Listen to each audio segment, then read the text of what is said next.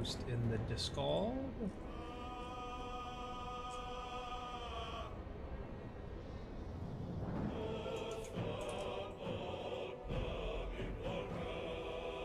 See if anybody decides to come in and hang with the gang.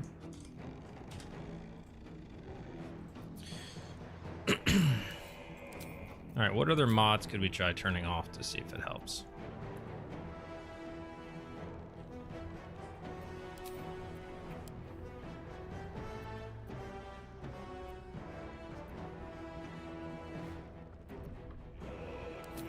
Okay, try doing that. Try doing that. Okay. And let's hope for the best, although it's probably broken.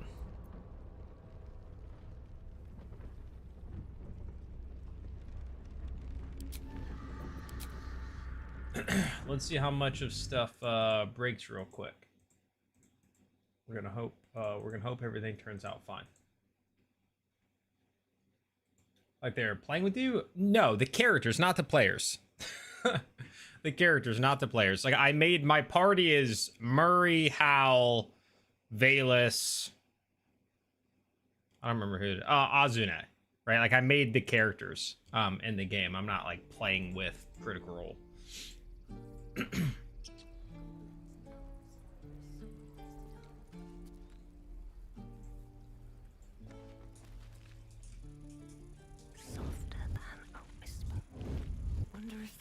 Right, like here's Murray, then you have Hal, you have Valus, Azune. So that's what we're working with right now.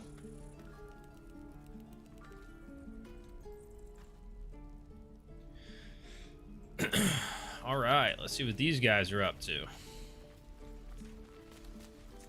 Shouldn't have wished to live in more. I'll have Azune go up. Why not? We can't just leave. They're kin. I'll not gamble our lives, our futures, on people who are as good as dead. We must leave for Baldur's Gate at once. Can we all just take a moment, please? What's the point in blades and spells if we don't bloody use them? We should stay. These people. Yeah, no, aren't Azune is righteous. great. We Did can you see help. my interview with Louise? Or yell louder. That's fine too.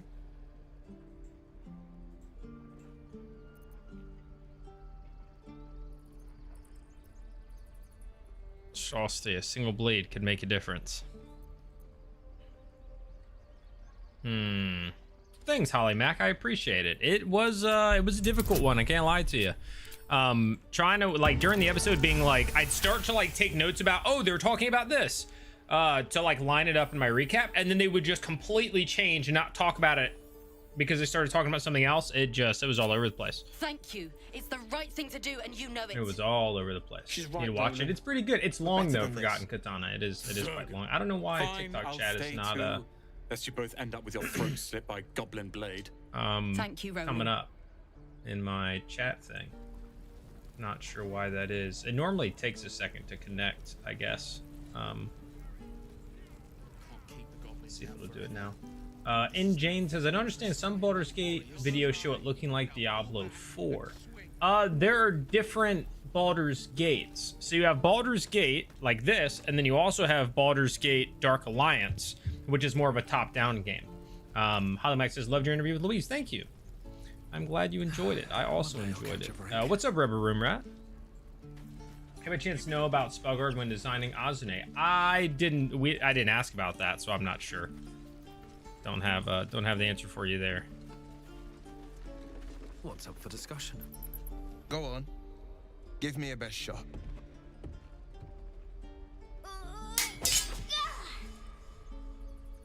Not bad. Again.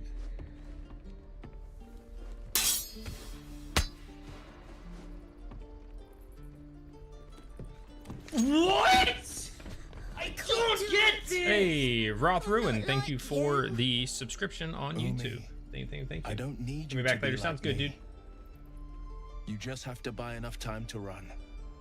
Come on. I believe in you. You can do this.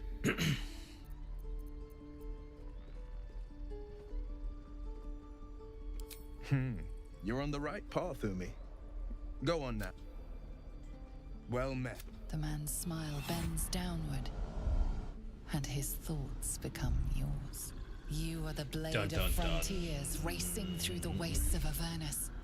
Rubber Just Room. ahead, What'd a you? Have you diabolical seen the episode figure, yet? red Episode 26. skin, If so, what did you? single-curled What'd you think of it? Blazes with flame, bloodied great axe held high. Hell's great fires. You were on the ship.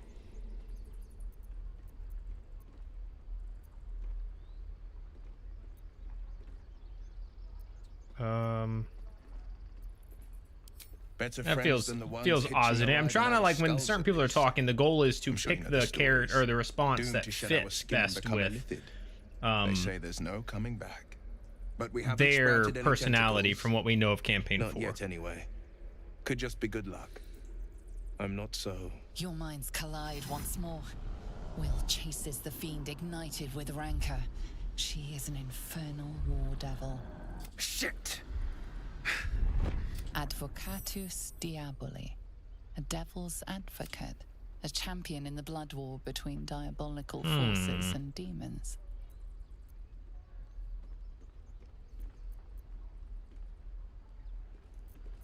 That ship sailed the Styx already.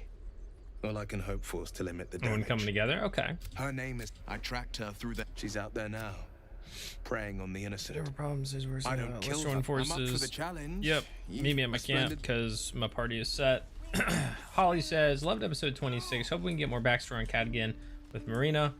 Yeah, what's up, Austin? Also wondering if we're going to get more interaction with this shadow following. Yeah, that wasn't mentioned at all. The whole shadow thing, and he didn't like bring it up to his mom. He didn't bring it up to anybody there. I mean, I guess he's been told kind of, but that's it. If we left, we could at least make a run for it. So yeah, a little uncertain with that. Never wanted the easy path. Double says, I'm still trying to wrap my head around what Azune can put together as actual proof against Conan unless he brings Julian and with him. Yeah. Unless he does learn about what they've experienced, what they've seen, and the things they know. Yeah, there's not a lot. Yeah, could bring Octus, could have Demodus come up and say, hey, here's what I heard, blah, blah, blah. But again, like, is any of this enough? Is the question, right? Like, are any of these things enough to actually change, you know, anything when it comes to that? I'm not sure.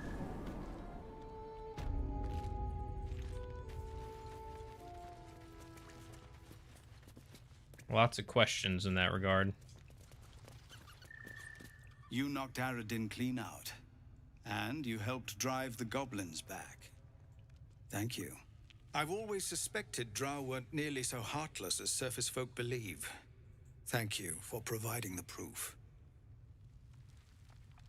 Yeah, quite a few questions with that. It also was a Stephanie says, hey, Nerdcore, stumbled on this tonight. I don't understand why Murray wants to find Azune says to cooperate the Photarch. Corroborate the Photarch, like anyone believe Azune's sister. Come on. Yeah, I mean, I think it's, I understand the idea, but I also think that's somewhat of an above table, hey, here's a reason to be able to pursue that thread as a group versus like, you can go do this. Yeah.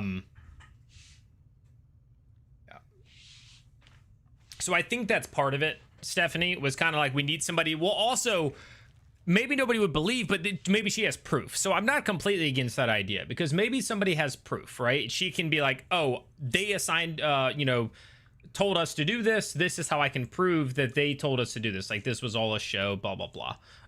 Who knows? So I can kind of get it, but I know where you're coming from. No, the BG3 saying, what's up, Better Sands? I'm pretty sure that earlier Dungeon Master is going to be a live play. Yeah. I made a post about it. Well met. Though I made a should post warn about you, that. visitors are no They're longer doing a welcome live in play. this Then there's group. Puppy Whatever Roll, your which is business going to have, I think, Matt I'd see Mercer to in it. Quickly. The druids are forcing everyone Yeah. out. This latest attack will only strengthen their resolve. There's a lot of people that can tell things, but then there are also the ones who can't be seen or will probably be killed on sight. Factual. It's one of those things where you got to kind of trust or take a gamble. right? Trust that somebody's not just going to knock them down or arrest them. But also, Druid Halcyons are renowned. you know, it's always going to be a risk Make it back from when it comes to that. So if it's not too serious. yeah, so if you were watching that episode, the above table laughter was great. There were multiple laugh out loud moments and fun. Watching it to be sort of like, We can't stay. I hope this flows well and things make sense and it's not too crazy with people talking over each other. That part not so good.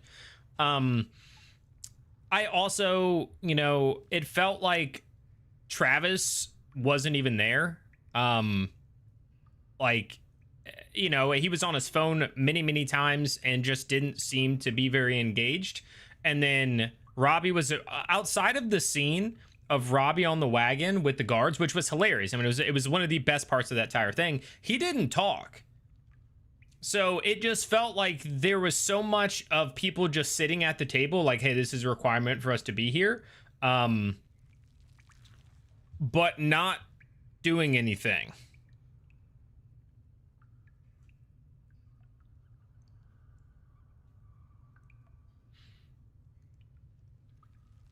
So I don't know. I'm torn on it. I'm a little bit sour on it than probably the average watcher because of the fact that it was terrible for somebody trying to like do a recap because of how discombobulated it was, and they would start a discussion and I'd be taking it, okay, then this is what was next, and then they would just veer off completely, then come back to it, then veer off again, then somebody would talk over somebody else, and then somebody else would talk over them, and then we'd get back over here. And it just felt like there were several parts that didn't connect in some ways. Make them see sense. So yeah, I don't know. It was. You're brave to walk around. It was interesting. I also felt like Taliesin really tried to have that confrontation with Tierney, and Whitney just didn't go into it at all. Like, it just felt like he was really trying to have this thing, and poor Robbie just sitting in the middle. No, sir. As they're like doing this, and like Whitney's not really doing it, and then Taliesin's going all out, like super serious, and he's just like, and I'm like, I don't know.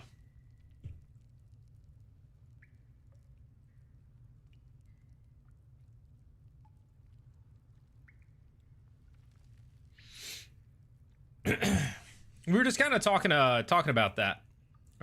John says, you and I are going to square up on For Honor one day so I can beat Tardy for dissing. When did I diss Tayor? Are you talking about in my rankings? Because I said that we just haven't gotten a lot out of him. I mean, that's factual. I don't think I dissed him. I'm pretty sure I talked about how everything about Tayor speaks to me, but I can't let that cloud the fact that he has not been that involved or done a lot. Like, that's, you know, that's just kind of yeah. On the one hand, it could be a great opportunity to get the other houses against the Dakonas. On the other, it could also be a great way of gathering everyone the Dakonas went dead in one place. Both yeah, valid. Lots of talking in circles, no clear direction. Yeah. And again, it felt like certain characters were just like not involved. So I don't know. It was like you had 13 people there, but out of the soldiers there were only like 2 main characters and then Wick joking every now and again. Yeah. I clan pub too. No, that's fair. Like, I get it, but it also just made it awkward to me. Like, it felt like Taliesin is trying to take over the scene right now, which is fine because he hadn't really been able to do anything else. It was mostly Murray trying to, you know, explain everything and do all this because she had all the visions, that she rolls a 28 Arcana every time, and so she had everything. So it was a lot of her. And then Blair tried to have his scene, and Whitney just didn't go with it, and then it just ended weird. And he kept being like, "I'm trying to get this. Like, I'm trying to see this. I'm trying to see this," and it just wasn't really being supported. Whether by Whitney or Brennan in that regard. But I also think it was confusing because he was just going, I'm trying to get a sense of if she's, you know, he just kept saying like, I'm trying to get a sense. And I don't think he was ever clear enough. I don't know. That to me, that whole scene was super awkward because I was like, I feel like you're trying really hard to make something happen and nothing's happening. Like, Whitney's leaving you hanging. You keep repeating what you're trying to get. And I don't know if Whitney just forgot what you like before the game said you were gonna bring up for your points or something, but like, yeah.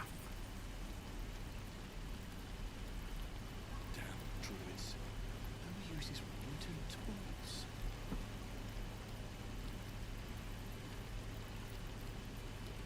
What I did for some salt.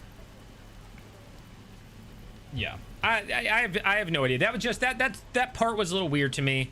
And then yeah, with the strong silent types in the group, yeah, that just made it so tough. I mean, I'm not gonna lie, it felt like watching it, which I get. Like Travis is like this and a lot of other things too, where he tends to just kind of be listening and quiet, whatever, until moments come. But he felt like he didn't even want to be there.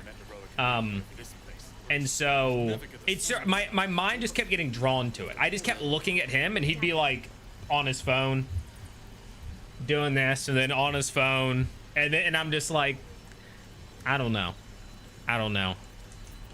And then the same thing, Robbie was at least like always kind of looking at whoever's talking, but there was just nothing there for him. He just wasn't engaged, you know? There isn't a... Auntie Ethel will sort you out. I've lotions and potions galore. Hey, bother.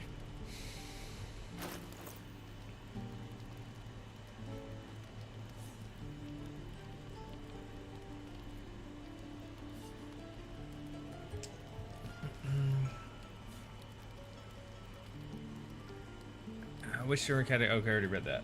Hal basically had nothing to do. Yeah, I mean that's Hal's thing was unique, but it was also the way to introduce the Seekers. I think that was kind of it.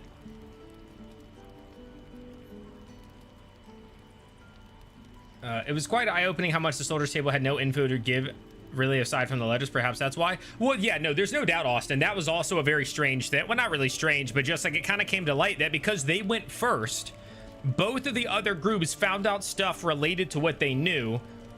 And so, yeah, they didn't come back with a lot. I think there probably is something. If I sat here and thought about it, there's probably one or two things that I feel like is unique to them, but they just didn't know. To like share that, or at least it hasn't come up yet, right? It may still arrive at some point. Take care now, sweetie. How much soldiers say we had no? Wait, no. Jonathan said I could be wrong, but the first Soldier Stark was just wicked Tyrion making dumb jokes the entire time.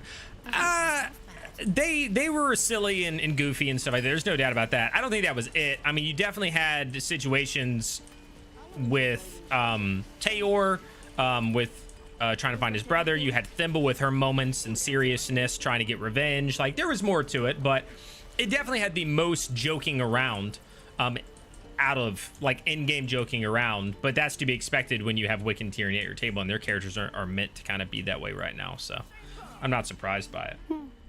He stares right. Surprised Blair didn't use, because that would have just turned it into a whole other thing that went on even longer. And I think they were all aware going in. I'm sure they had a meeting ahead of time where they were told, like, hey, most things need to be relatively brief. We've got to get through this. And so they were each kind of like, when do I place my moment of trying to get in the mix? And that was his. That was Belair's, and it just didn't work out. Probably. What game that your Dungeon Master brain thought wanting to engage players, use your player brain and you'd be happier. That's probably true. That's probably true. They try to push the idea that the Taconas were behind the attack on Gus and Halvar. Taconas have been attacking other houses, and Halvar still want to distance themselves from the false flag. I get Taylor a strong silent type. He should have spoken up more. Sid is frozen in stone, and he was acting like it was a mild inconvenience. Yeah, and then when they were like, well, we could do free him now, or we could wait, and he was like, yeah, I'm down for that. I'm like, what? Like, why would you be like, yeah, we waited all this time, we rescued my brother, we've had him as stone for like 3, 4, 5 days, whatever, we can wait. I was like, all right.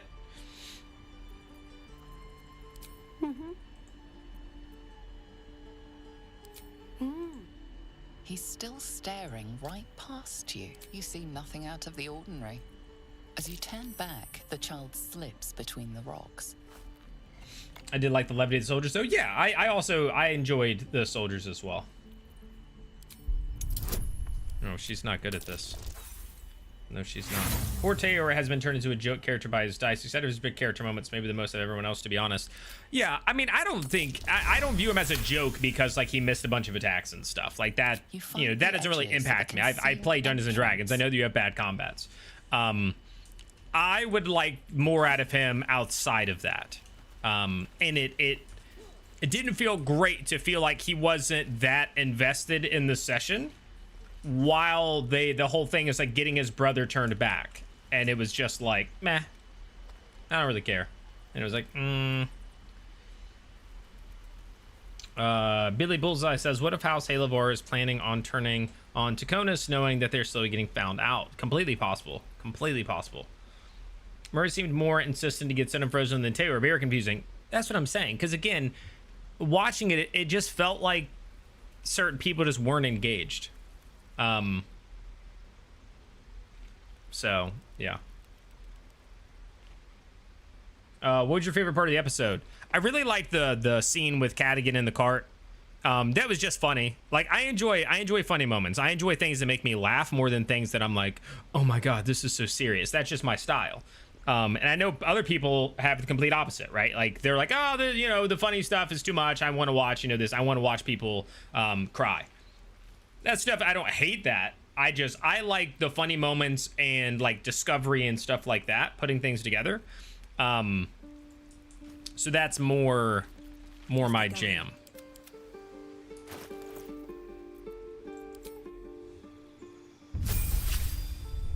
Sometimes I do a character with a thick accent, it can end up hindering my roleplay because I have to think about how to say that, what I want with the accent in the conversation. Yeah, so I ran my game last night. We ended up doing a one shot. And, I try to do voices. I'm not a voice actor, but I'll do different ones. So, almost every woman just sounds kind of like this, is what I have to do. But every now and again, I throw in like a real Southern boy, and they're like, what can I help you with, son?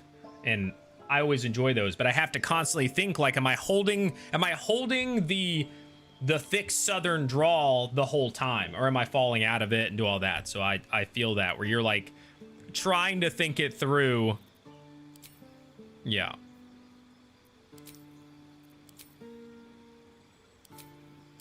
All right, so nothing's really changing with her.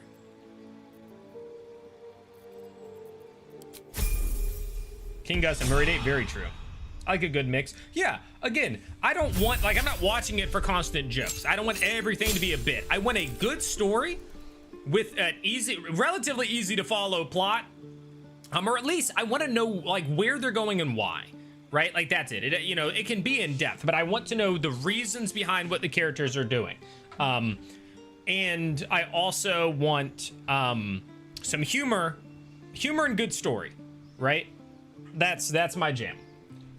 For instance, I did not like the Seeker's arc at all, and yet they were solid last night because there was humor and it felt like they weren't so serious the whole time. Like, they were still talking about getting back to Damakiar. They were still, which again, whatever. But they joked. Julian had his moments with Ingrid. Taisha and Velas had their moments talking about that. Octus had it.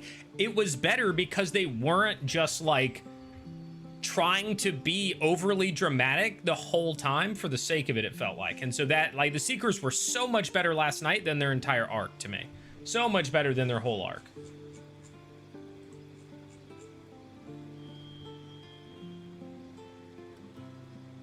Confirm episode gonna be out. Oh, my recap on episode 26. So I already put it up on YouTube. Condoms. I have to turn it into a vertical format, which it doesn't take that long, and then adjust certain parts. And then I'll upload it. It could be tonight. It could be tomorrow. But it's up on YouTube. But it's a long one. It's over 20 minutes long because that episode had a lot of stuff to mention. Level 2 spells. All right, what do we think Murray's taken? Here's Murray, by the way, you guys. Here's my Murray right now.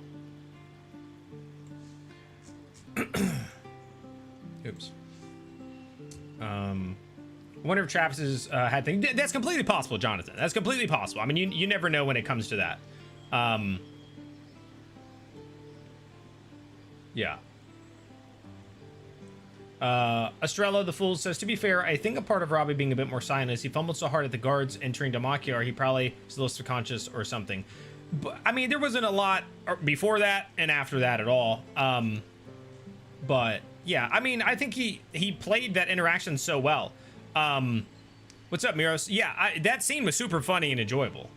Super funny and enjoyable. I love that.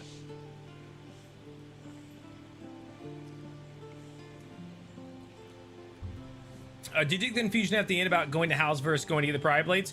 Yeah, they were on 2 different wavelengths. I always thought the blades and the box, I always thought they were at the hallowed round. And then Liam was like, no, they're at house and a trapdoor. And I'm like, since when? And then Brennan was like, okay, we just miscommunication, whatever, blah, blah, we're gonna go with mine. And I'm like, good, because that's where my mind is that they were stored there, because that's how, like, you know, whatever. But even towards the end, they were basically like, again, just so much confusion about who was going where, that they retouched on that like 3 or 4 times in the end. And it was still like, we didn't know what was going on.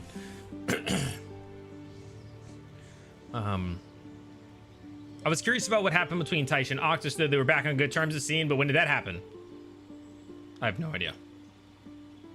I have no idea, but yeah, they seem to be right back to completely normal. Who was going where with who was confusing? Agreed.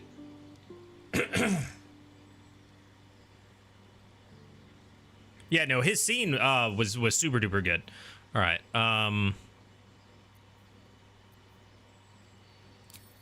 She's used hold person, so we're definitely doing hold person.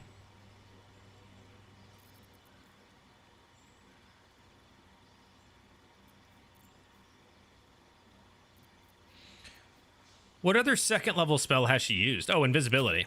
I guess I got to do that, right? If I'm playing Murray, hold person and invisibility got to be my spells here. I just don't think invisibility is going to be as good in Baldur's Gate 3 until you get greater.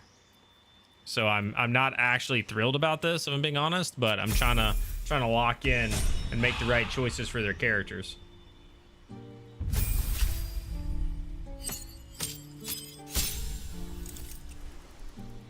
Fighting style. Wait, no, he's not. Where do you choose that? Level up paladin. No. Oh, right here. Sorcerer. Spells. I can't do the build that he actually uses, so this becomes a little bit more difficult.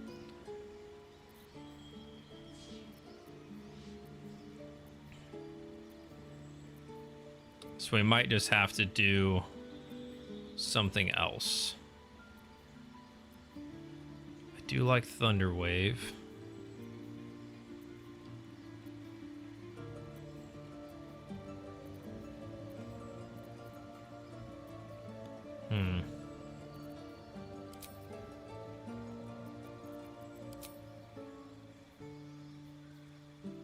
All right.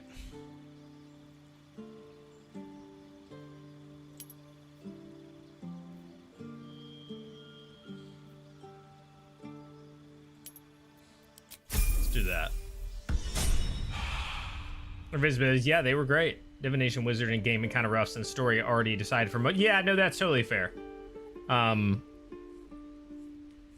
Exactly. That's where, like, I'm trying to make them, like, close to, but I'm also, like, man, picking some of these spells, like, if I pick the, again, because it's a more RP heavy game, right? We're watching something that's more RP heavy. That's not how the video game works. So it's like, the stuff that they've been doing, like, am I about to use, I can only take 2 spells, and I'm about to use 1 for Disguise Self or Alter Self.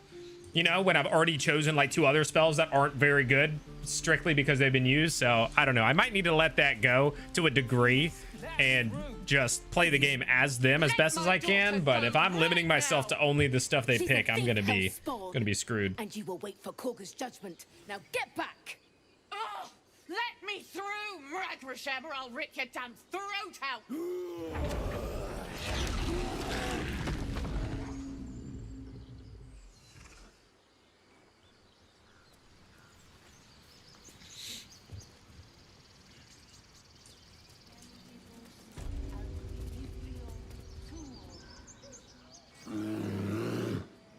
Roar. Agron, give her a chance. You, step back. We'll not tolerate drow in here. One for me to be right. You know what? So this is going to be somewhat of a hot topic, but and maybe this is normal. Maybe it's because I haven't been like ingrained in the Critical Role fandom and like looked at the comments on videos from campaign 2 and 3 and whatever. But there are a lot of people who feel somewhat negatively about campaign 4, more than I thought. Like people who in the past have commented on my stuff, enjoyed it, they've watched it through a certain point, and there are quite a few people who are like, yeah, it's not hitting for me like I was hoping it would. Like it's not. And some of their complaints, I'm gonna be honest, I understand, I get it, I do. So interesting. I'm always curious about the future possibilities.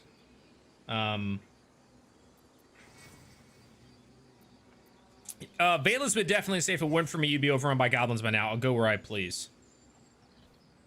Keep back. Yeah, she's a little more aggressive. And I'll show you its claws. Kind of guy willing to tie one over behind my back for the sake of flavor. Don't recommend. What? Yeah, I mean, if I'm playing a D&D game, maybe, but like I don't want to do that in Baldur's Gate. And just be like losing combats because my only spells are RP spells. Apparently Kagha wants to see you. Go ahead, but a word of warning. One wrong move and every single animal here will tear you apart.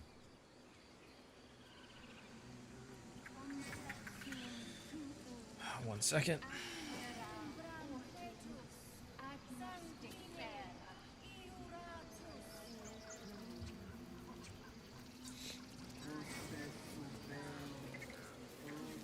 Always deep feelings of CR master effect, but not like a story-driven effect. People usually come around. Yeah, it's a little different, you know, because most of the time it's been excitement, and there were the people who very early on were like, I don't like this, I'm out. But I've seen people that come to the pre-shows. I've seen people that tune in every week to the pre-show who are leaving comments like, yeah, this is feeling quite different. Like this feels like a lot more like Brennan telling a story than it does like full player agency. It feels a lot like, right? Like in some of the points I get, like when they use examples, I'm like, yeah, that's fair. So I do think there are parts of it that I get, but then here's my counter. I think normally if we were 25 episodes in, we would feel like we had a lot. But because we've been split and we've only had, 7 to 9 episodes of seeing different characters, we expect to have a relationship with them or understand them or get things more. Because we're like, dude, we've watched for 26 episodes. But it's actually like we're still so stupidly early that it's like we're expecting something else, but we're really still setting the world. Like this still, we're like, honestly, it feels like we're still in the very first world building stage versus like actually being into the campaign. And I think that just like, if you don't sit and think about that, it does feel kind of like what's happening. Like it feels like we're just freaking on the rails going through this story and everything's like so. But I feel like, I said that about the Overture, that I was like, this is pretty much on rails. They know the beats. The players know what beats they're supposed to be hitting and stuff like that. And I think that kind of still exists right now, just to a lesser degree, because it is so early in this. So I don't know. What's up, Chicken Wizard? I've been watching Critical Role since campaign 2 and went back to watch Vox Machina. Campaign 4 is my favorite. Fair enough, Schematic. Also, welcome back in. Actually, Eric says it happens every single campaign. You want to hit the like, hit like the first campaign you fell in love with, but it's just likely not. That's fair. That's fair. Winkler says, I think C4 is overhated, but I guess it's what you come for. I'm mostly here for the story and RP, and Brennan's great with that, so I don't mind. But I do understand Finn's critiques like not as homely. Well, I think it's more than that. I do think, so it's a combination of things, and some of it may just be that we're in the early stages, right? Like, I do think it's a little more on rails than normal. I do. I do believe that, like, the players and Brennan know, like, here's what we need to do, here's where we need to go. I do think Brennan is kind of taking them very specifically, here's, this and that. I do think it's been a lot of lore dumping. I do think it has felt a lot less like a D&D game. But I'm wondering again if that's only because we're still so early, and that by the time we hit episode 50, it's going to be a whole different ballgame, right? That's my hope. But when I see people make a complaint and say, hey, this just does feel like it's like Brendan's just telling a story, I can understand why they have that appeal or that feeling. And when they say things like it doesn't feel like a D&D game, I can be like, I understand why you feel that way to a degree.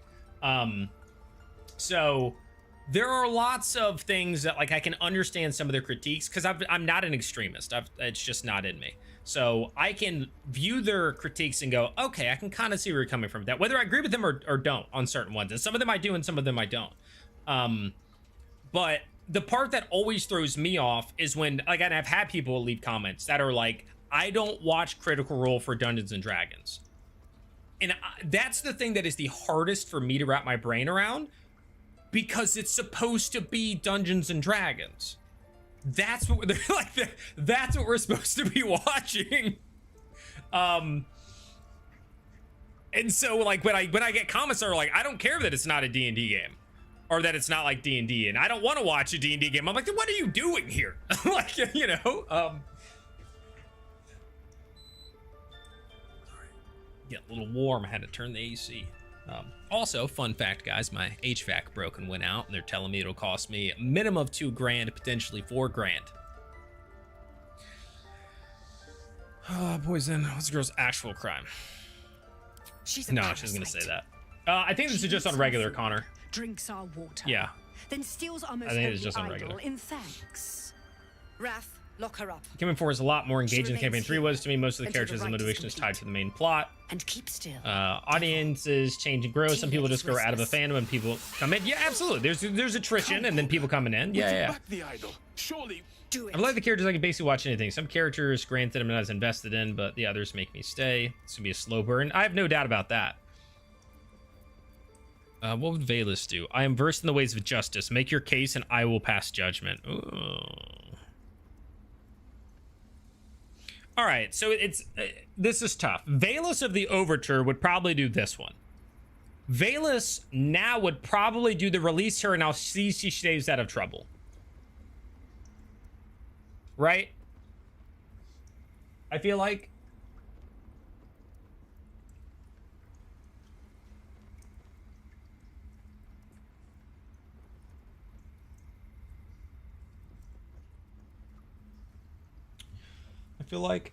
I don't know. Greedy so early to say it's only getting started. Yeah, but when people have to watch 100, 200 hours to get to what it's actually going to be like, you're going to churn a lot of people. And I think we've seen it. We just got out of the tutorial. People just love CR, very invested, and everyone likes different things. Absolutely.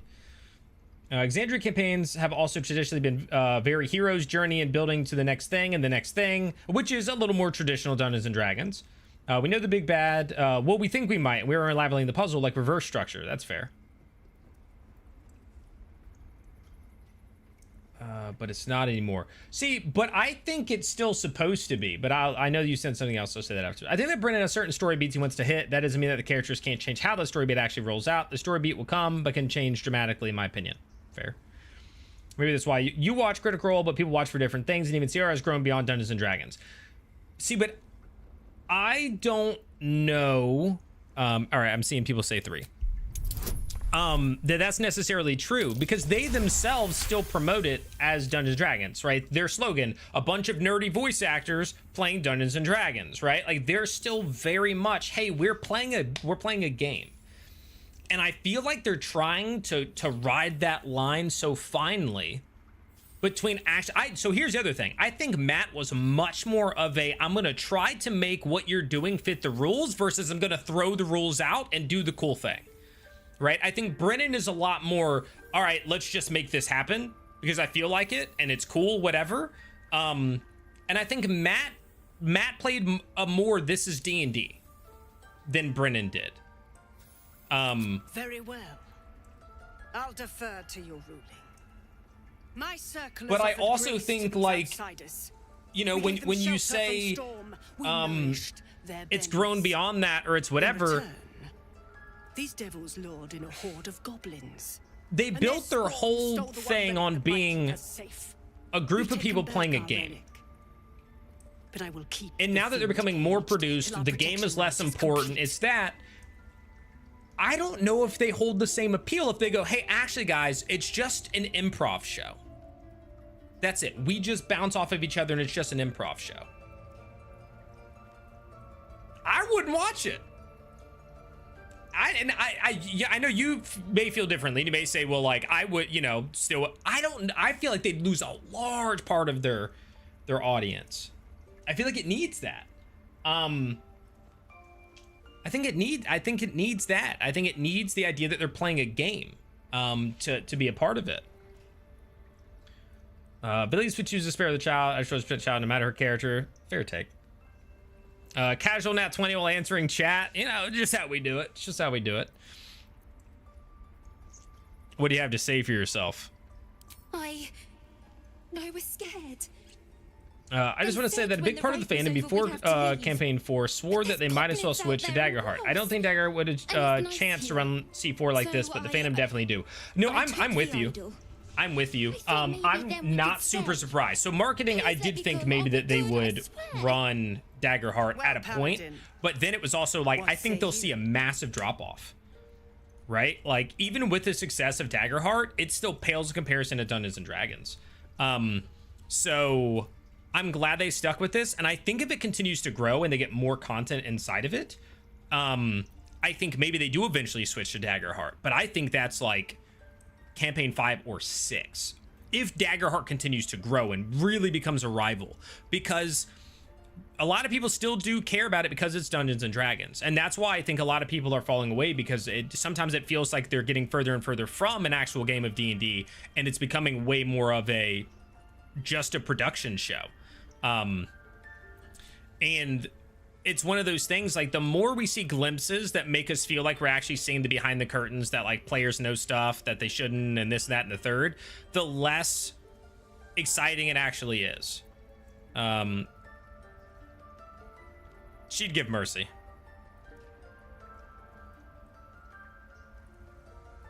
Thank you. Tina, to me. That's fair and agree, but they want to be taken as more than Dungeons and Dragons, you know? Again, I think as a company at large, yes. As the show that appears every Thursday, I don't think they should. Halcyon isn't here. And I think a lot of the negative feedback that I see is largely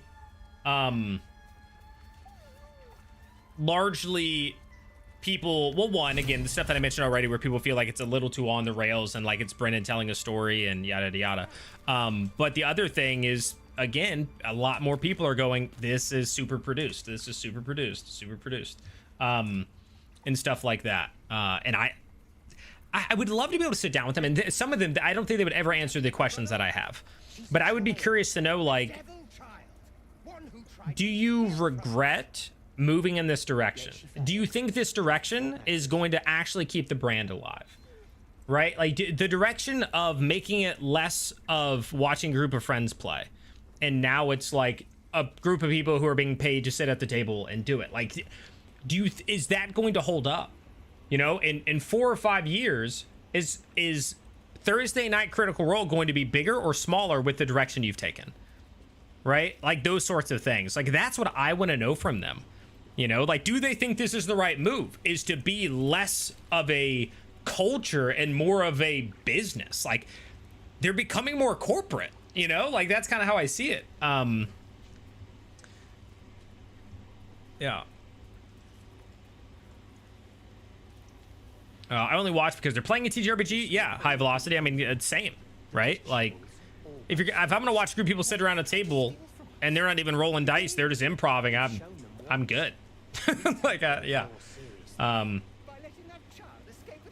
don't think it should be seen as growing outside D&D. Don't bite the hand that feeds you and all that. Yeah, I mean, to a degree. I have no problem with them being like, hey, we need to protect our own. You know, if D&D was to say something to them, like, hey, you can't use their thing anymore, I think them making Daggerheart is totally fair and not a terrible idea or anything like that, right? Like, I have no issues in that regard. A deep elf. I think a large part of the fandom realize how much D&D the system actually brings to how they play the game. Don't get me wrong, Daggerheart is great at helping others like play like CR do. Yeah, no, I'm with you. I think the game, and Luis touches on this in the interview, which is why he loves to play within the rules, is it can add things to the game if used correctly, versus like, oh, toss that out instead of using it to a certain degree, you know? It seems obvious from above comment, just saying direction, trying to push seems more improv. Yeah. I think part is the reason because Brennan is so comfortable with D&D. I don't think he could run the game as well with Daggerheart. It takes time to know what rules can be bent broken and what should be rules as written, or at least have good reason for it. That early and often, some of that is just Brennan's style too. Yeah, I think it's still really early, and I think some of it's Brennan's style. But they have to move that way. They are 50 plus after this campaign is over. Yeah, in terms of the like letting other people kind of come in and stuff like that. No way they would ever answer that question, or they would say no just because that's the company answer. I know, that's what I'm saying. They would never answer that question. That's like, so people will ask them, is your show scripted? And they're like, no. But if somebody got specific and was like, did you guys get together before the overture and discuss the very specific beats that you all needed to hit? They're not answering that question, right? Like, if you went to them and you said, hey, did you know, or talk to him that you guys needed to hit this part by the halfway point when the break comes, then when you come back, we all get to, or during their breaks, we all talk about what needs to come next, we do all that, they'd probably not answer that. I think those things are true. I don't think it's fully scripted, but I think it's a lot more planned and structured than people give them the credit for. I do. I truly do. Maybe that makes me a conspiracy theorist, but, and people may not love to hear it, but I'm pretty positive it's like an improv show with boundaries. But that's just me. And again, maybe I'm crazy.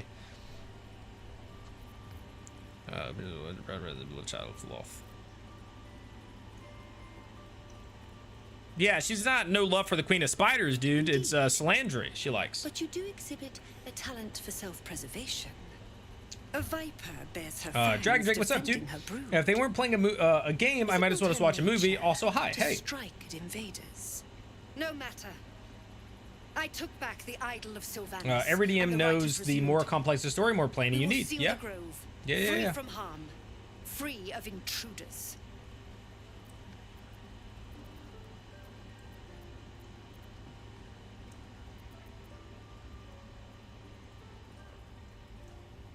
And mine perish if he stays. The best Daggerheart DM could do a CR game as we know it in Daggerheart. It simply don't have the depth. There's no cupcake moment in Daggerheart as it is now. There's no vestiges. There isn't backs or forward coming up.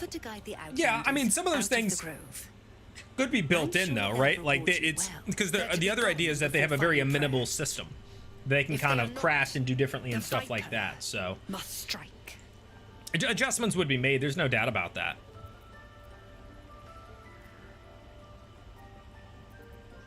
Am I about to just attack her?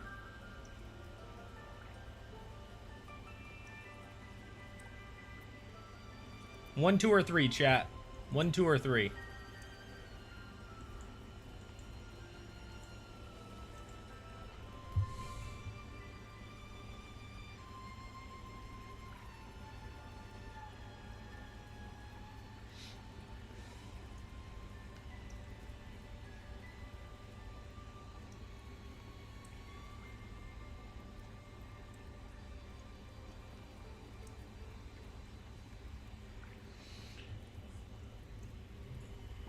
I think it's definitely Brennan's DM style. I'm interested in how the world may expand out after we finish this convergence, but they certainly plan the amount of episodes like Seeker's Return was necessary. Yeah, 100%, 100%. Again, I said this right after the arcs for the soldiers and the Seekers. I was like, absolutely not. It makes no sense for them to go back to Dalmakyar. It just doesn't to me.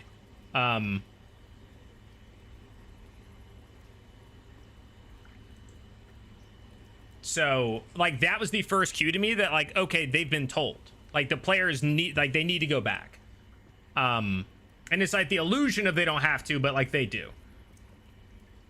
I think Valus right now would be 2, but Valus or an overture would be 3. 1 Valus is slow to arms, but when she's there, she's all in. All right, we're getting very different things. Somebody break the tie. All right, Rubber Rim says 1. We're going 1. Y'all stance is very interesting to me because I came to a Critical Role because I like Brennan as a DM and an improviser and don't mind planning and theatrics with my DD. I don't, so no. Not a single part of what I'm saying means I don't like theatrics. I like theatrics. I'll have theatrics in my game. I will allow players to do things outside of the bounds. I may ask them for a roll for it, similar to how Brennan will do. He'll be like, that doesn't really work that way, but go ahead and give me an Arcana and we'll see. Now, does he go way further with it than I ever would? Probably. It's like you're letting a level 1 or 2 spell that's supposed to be very vague give all the information in the campaign to make, like, Murray just, like, the face of the campaign at this point, because she can get so much for a low-level spell. However... I don't mind the theatrics. I don't love the players knowing what they need to do because they were told as players, well, you need to get to this point. We want to hit this beat by this point and this beat by this point, and we're going to end once we get to, you know, like that sort of thing. I don't love that. And I think that happens. Again, it's conspiracy theory, but I think that happens. And once that curtain is pulled back, it makes certain things seem less real. Every time when he goes, and that's where we end, and everybody goes, no, and everybody, I think that's, they're like, hey, do that because it builds excitement, or hey, do that because it's whatever, and it's not natural. But that's just me.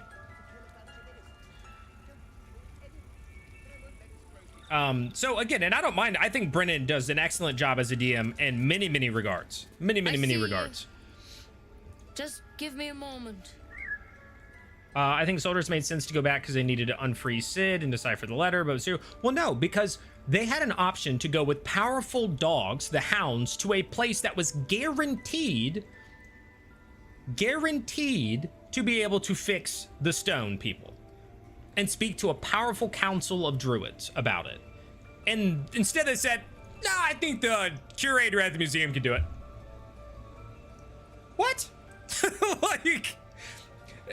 they had a perfect, like, go with the powerful dog people that could convince King Gus of what you're saying to be true, that could do all of this, speak to a council of powerful beings, and your answer is, nah, I know a guy at the museum. I think we're gonna put our bets on that instead. Like, what? Like, what do you mean?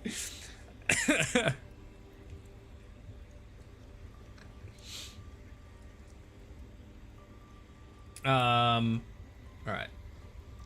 Spells are a little too loosey-goosey with the rules of campaign 4. Very loosey-goosey. For times the play DMs will hint all the time and you fall into collaboration at times. I also came to CR because of Brennan. Yeah, again, I understand certain parts where you hint. It's kind of like when Brennan let Taliesin know, hey, she's really high level and will kill you. I don't mind that. I don't mind like letting your players understand. But my DMs are not telling me ahead of time, hey, when you guys finish this up, you guys need to hit that point so we can make the audience think that that's what you guys wanted to do, right? I want it to be natural. I don't want it to be like the moments where I feel like I'm being lied to a degree. Like, lied is a strong word, but I can't think of the right word to say. When I know that I am being performed for. And not in the way of like they're just being good role players, but like they're pretending to not have information for me as I watch. Like, I don't like it. I don't like it.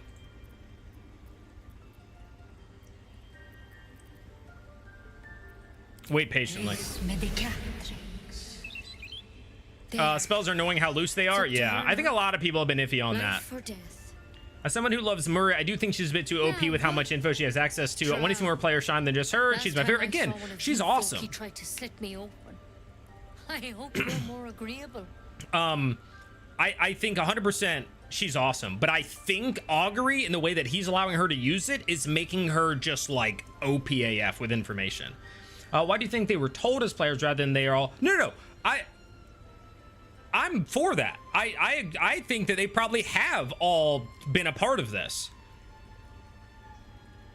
But that means that they're collaborating and coming up with what's going to happen behind the scenes and then coming and telling us or putting on a show for us versus it happening naturally in the game.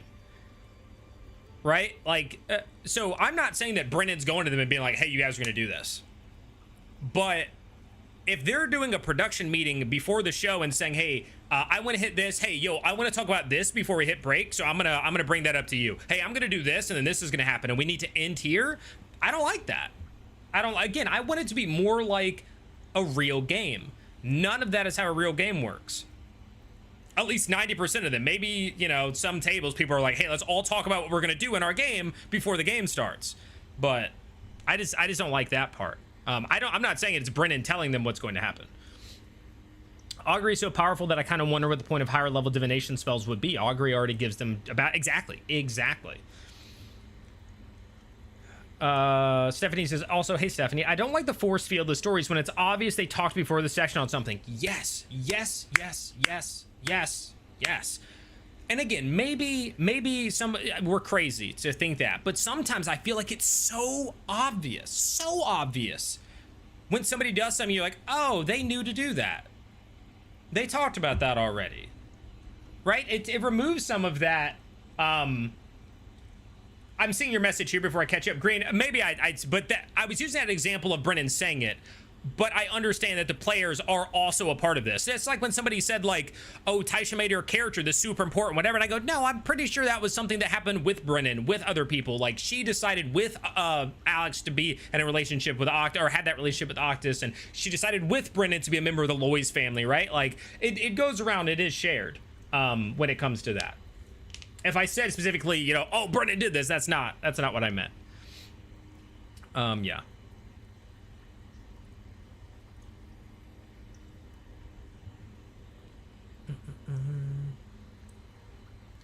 I mean, planning any West Marches game where you were like, hey, I want to do a crossover here, you have to plan it out. No, I'm with you. I get that. It just makes it feel ugly for an audience. It makes it feel unnatural. It makes it feel super unnatural to me. Well,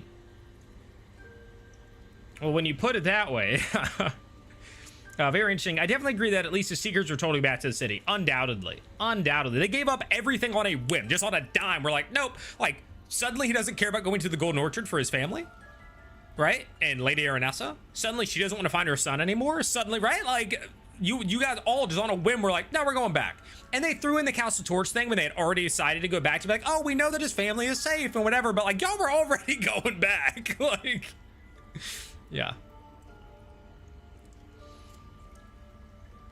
I think you're overestimating how much they're talking about it. If they talked about it that much, they would have had a full episode with the Seekers wrapping up stuff before heading back. Again, yes.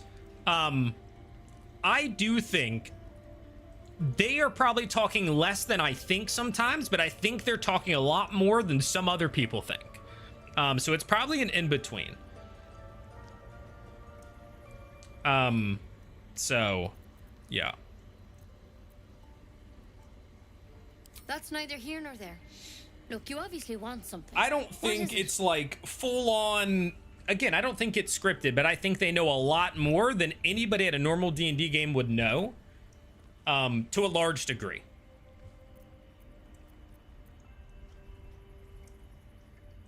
You found her, but I still don't know what she can do for you. Why are you asking?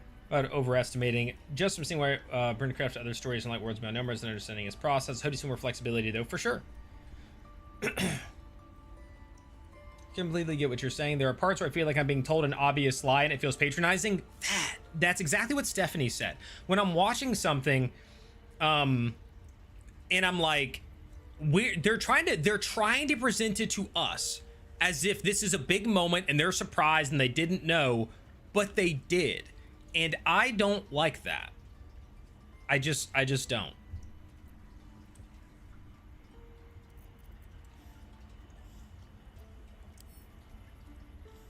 Did it look like a tadpole? But from your worst nightmare? All slime, teeth, and tentacles. I think they're having sessions or mini sessions chat before games.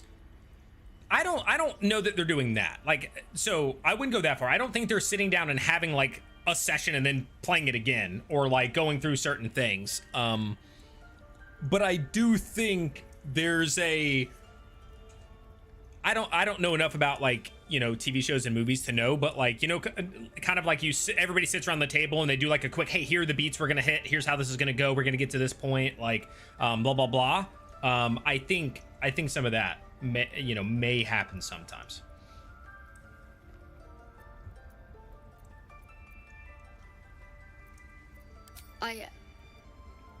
I'll do what I can. Yeah, 100% agree. We can see the visible wall, so to follow speak, me. and they lose some of the magic of the show when it's as structured as they have made it. Yes.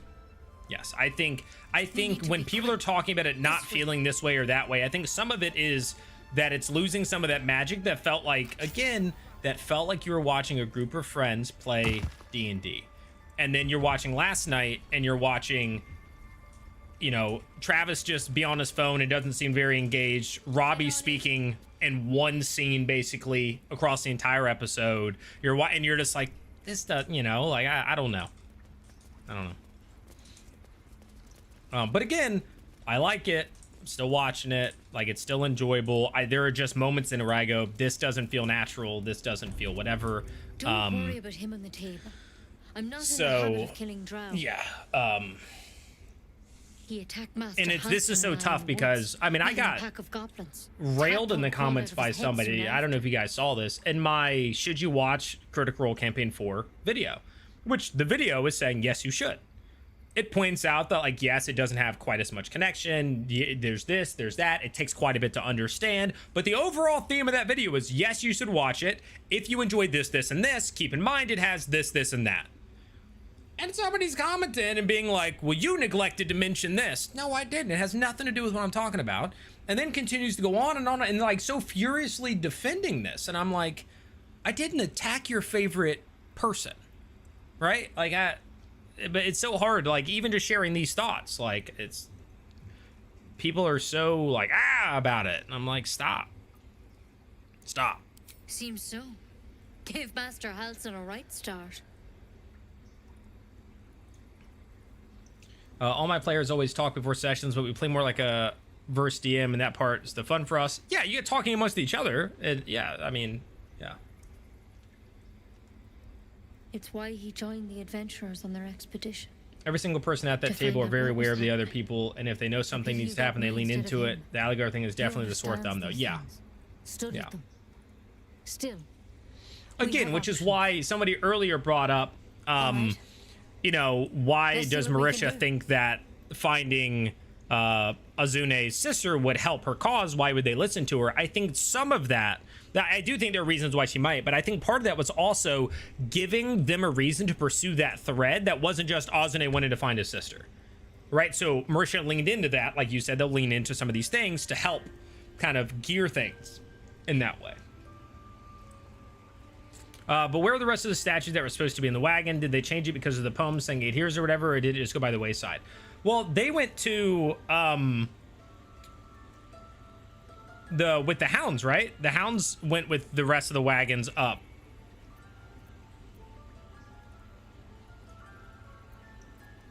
Of course. Now, to where the circle of druids or something was. Strange events. To be fair, I don't think Kat would have really had anything to say there. No, so, I mean, I do agree to a point, like, that's kind of his character. Victims can identify each other. But it's just not enjoyable to... I don't know. There's just something about sitting there and watching. The parasite? Halsin was desperate to find where all this was happening. You're watching several people at the table for hours, and they're just not involved. And you're like, you know, like... I don't know. I don't love that. I get it, but at least Robbie seemed engaged to a degree where he was always turning and listening and stuff like that. It was so weird when, again, I said this earlier, Taliesin and Whitney were having their thing where Taliesin was really trying to get this scene to happen and it just wasn't, and Robbie's just sitting between them. I was like, oh man. A mind flayer ship? But Master Halsin was sure. Look. You've been straight with me, so I'll be discussing straight plans. with you. Yeah. You're dangerous. For the issues, there are too many players at the table. It's easy to get swallowed up in the background when there are so many people who want to talk. Yeah, and then when some people really know some information. But you seem like a good soul. You deserve a chance to save yourself. So like 3 of them untangled the threads, and that's basically it. It's like Marisha basically just like laying everything out for them. Swear to me. Mira says, I had only engaged with D&D from PG3 in the Critical Role Prime series before watching Campaign 2, 3, and 4. It's interesting the weight this has on everyone. I'm here for a good story and D&D gameplay I enjoy. Yeah, and there's nothing wrong with that. You watch video where ye very fair forget that. That is a sentence. You watch video we very fair forget that hater.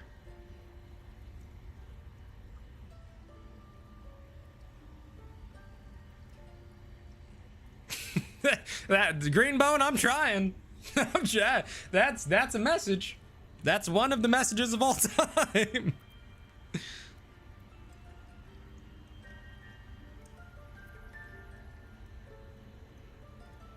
Swear it. I hope it doesn't come to that, but thank you. Here. You know, I've spent my life treating four-person table. Yeah, or things that is driving into him a little bit. I really hope next episode has way less players just sitting and watching the RP happen. It's less strange when they're off screen. I agree. Master Halsin and I were tracking them. I agree. Studying, trying to figure out what I agree. the hells was going on. Because you should all be changing. There should be a small army of mind flayers out there, but you're not. Oh, was that your? Oh, I completely. Okay, I'm getting it now. I'm getting with Dragon Drake said it. The quotes really helped because I was reading your should you watch and I was like, what are you talking about? I'm seeing it now. I'm seeing it now. Your should you watch video was very fair. Forget that hater. Got it. I think if the was there, I think I would have understood it. Yeah, you know, and it's somewhat disheartening, but that's just part of making content on the internet. That thing that's like 22 likes of people like agreeing with the sentiment that because I didn't include Brennan having a baby and the reason that it was delayed, because that doesn't change the fact that they're so far ahead, right? Like that because I didn't include that, I somehow was like the whole video is invalid, and it was just like, what? I don't know. But thank you, Green. I appreciate that. And thank you, Dragon Drake, for explaining or putting it in that way for me to digest. Really hope I already answered or responded to that. I do think we'll get some more out of those people. Yo, what's up, Hardy Steve? Mind flayers reproduce by infecting someone with their parasite. 7 gruesome. Why do the Seekers even go out to discover things when Murray just finds it all out at home with Augury? Yeah. The thing in your 100%. It's different to anything in our records. It's one of their worms for sure. But this one gives you powers. Telepathic connection. In the message. Sorry, thanks. Yeah, no. It's totally fine. If it would have said was instead of we, I think I would have figured it out. But the we really threw me off with the rest of it. Hard to say. Whatever he found. All right, I've been in this dialogue for too long. Didn't make it back. If you can find Halsin and get him out of there, we can discuss. Thank you. I wish I could tell you. All I can say. Good luck out there. At a time, Nettie. Come on. But let's not pretend C3 and even C1 and C2 Better a quick draft a bit different and have players sitting checking out for hours at a time. Exactly. So that's, I do try to think about, that's why when I first brought up Travis like kind of not looking that invested in being on his phone, it's like you can find clips of that in every single campaign. So I'm like not trying to do it that way too hard, but there was a part of me that was like, dang, like he's just not really in it, and it feels like he should be because his brother is a statue right there. And then when he was willing to like delay it, I was like, what?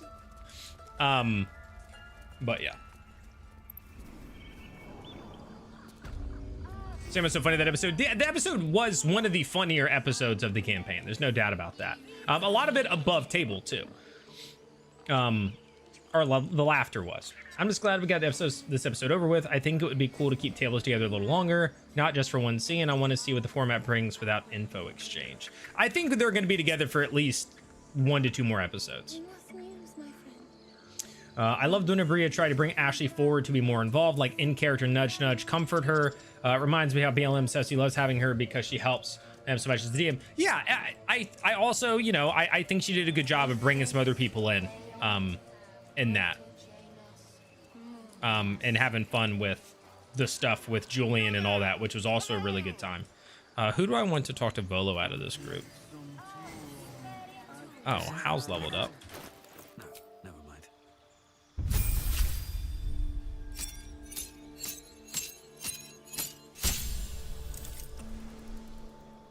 It felt a bit bad that Murray knew so much of what the other tables brought back. Yeah, again, the augury was, I think the augury stuff was way too powerful. But again, when she gets a 25 to 30 on like every single Arcana roll she makes, Brennan is trying to reward her insanely well. And I think he's going a bit too far with it.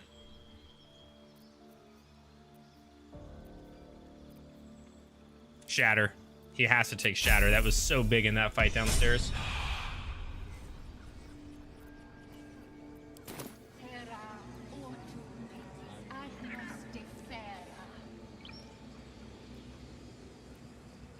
I think fans also overestimate that nostalgia bait of C1 and C2. Like, most people will always be biased towards the first campaign and should automatically discard C4 because they're so different. I have no doubt that that stuff plays a role, right? Like, there is nostalgia for that. No question there's nostalgia for that. But it was also very different, and I think for a lot of people, that suits them more. A few questions. For me, I think the style of 1 and 2 that were way more, you're just watching people play D&D, that's more of what I like. I would prefer that style over this style. Glory. No traumatic flashbacks to my first BG3 playthrough when I lied to Nettie and she poisoned me. Rest in peace. Particular batch of goblins. Size, nature, distinguishing qualities. That episode felt so much like a recap episode. Didn't like it much. I mean, but we knew that going in, right? Like, we did know that going in, that, I mean, it was going to be a lot of that stuff.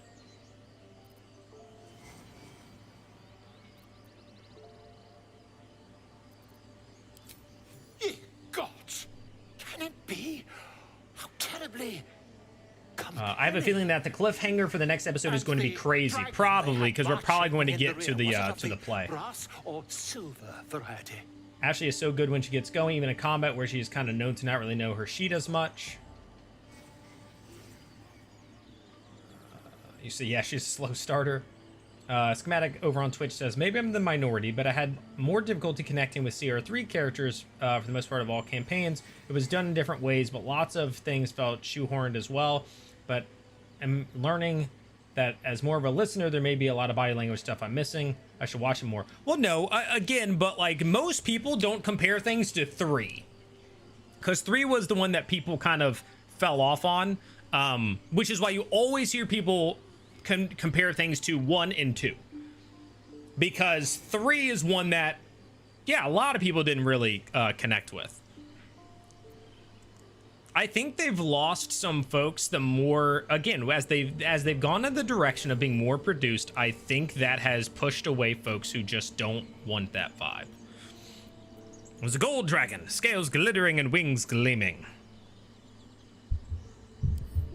A gold dragon! How marvelous. Thank heaven you were here to specify, or I might have recorded a bold-faced lie.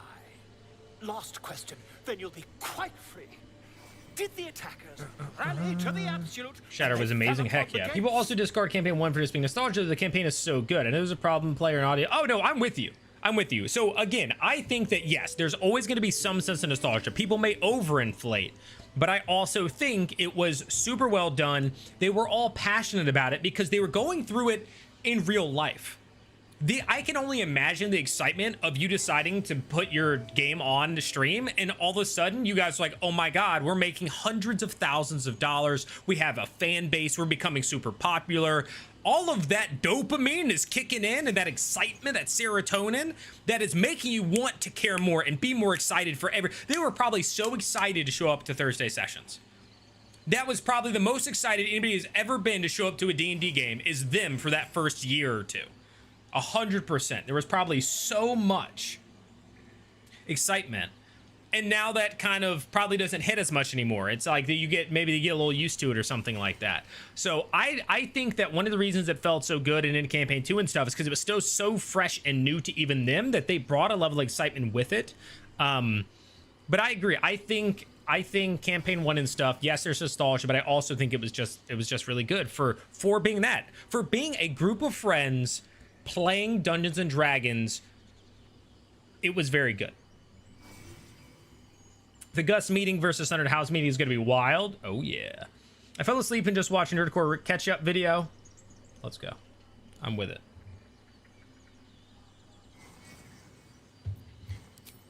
They did, didn't they? I like that it was at least a long episode. Gave me something to watch at work. I've interrogated one. I'm not sure, Dragon Drake. I don't remember exactly where it was She placed. reports they've abandoned their god Maglabiet in favor of someone called the Absolute. How do you think the next few episodes will be laid out? Because if this overture is 3 to 4 episodes long, then won't there be 2 more episodes of just one table, then a break for Age of Umbra? Well, hold on. That's July 9th.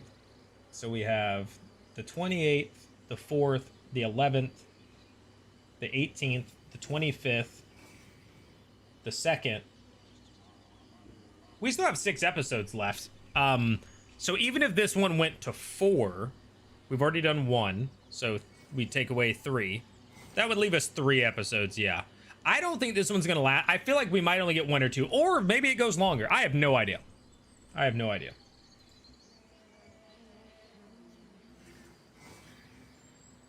Have they gained viewers from the more produced side? I don't know. And I think it's really hard to tell because numbers pour in over an extended period of time. So if you looked at like last week's episode right now, it would look like it's doing so much worse because an episode from Campaign 2 has 2 million views, but it's also been out for, you know, 8 years or whatever. So it's hard to make those comparisons. But it's also, it's not tit for tat, right? There's not a direct cause correlation because they could be losing viewers for being too produced while also gaining viewers for being successful on Prime Video, right? So it's like they could be dropping their original audience but gaining new audience from Amazon Prime. And so it looks like they're doing just as well, but in reality, they're losing people. They're being replaced with people who are coming from their TV shows, right? It's just too hard to know without knowing their actual analytics. It's speculation unless there are like hard numbers. Like if we could look and we could see like, oh, at this exact moment for that campaign, this exact time, this one did this well and this one did this well. Then we could, but like that's, yeah.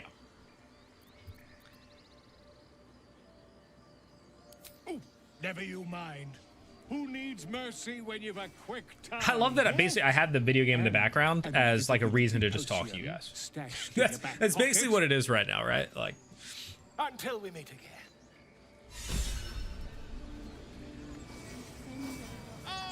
My grizzled friend.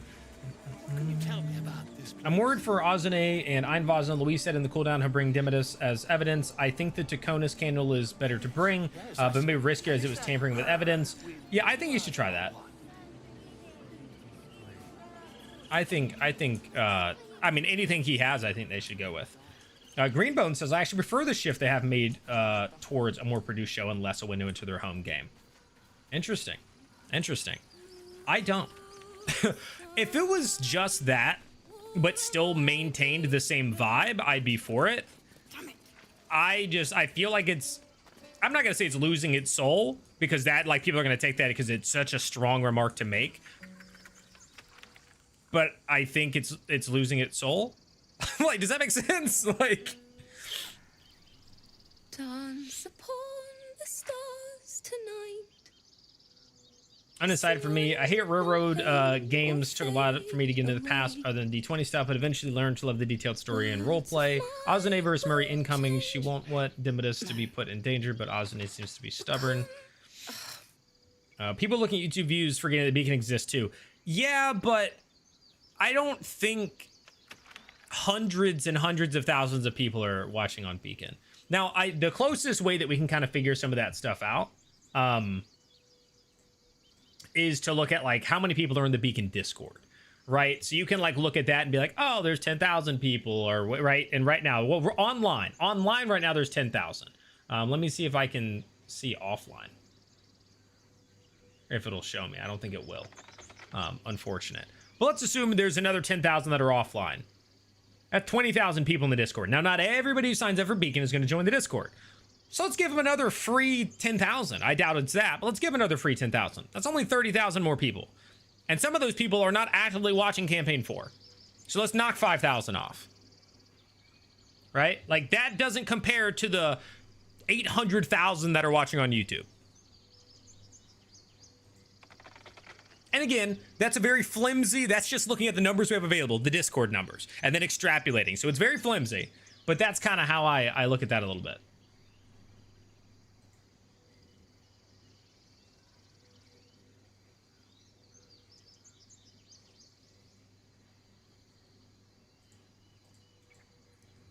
Also, I love this right here.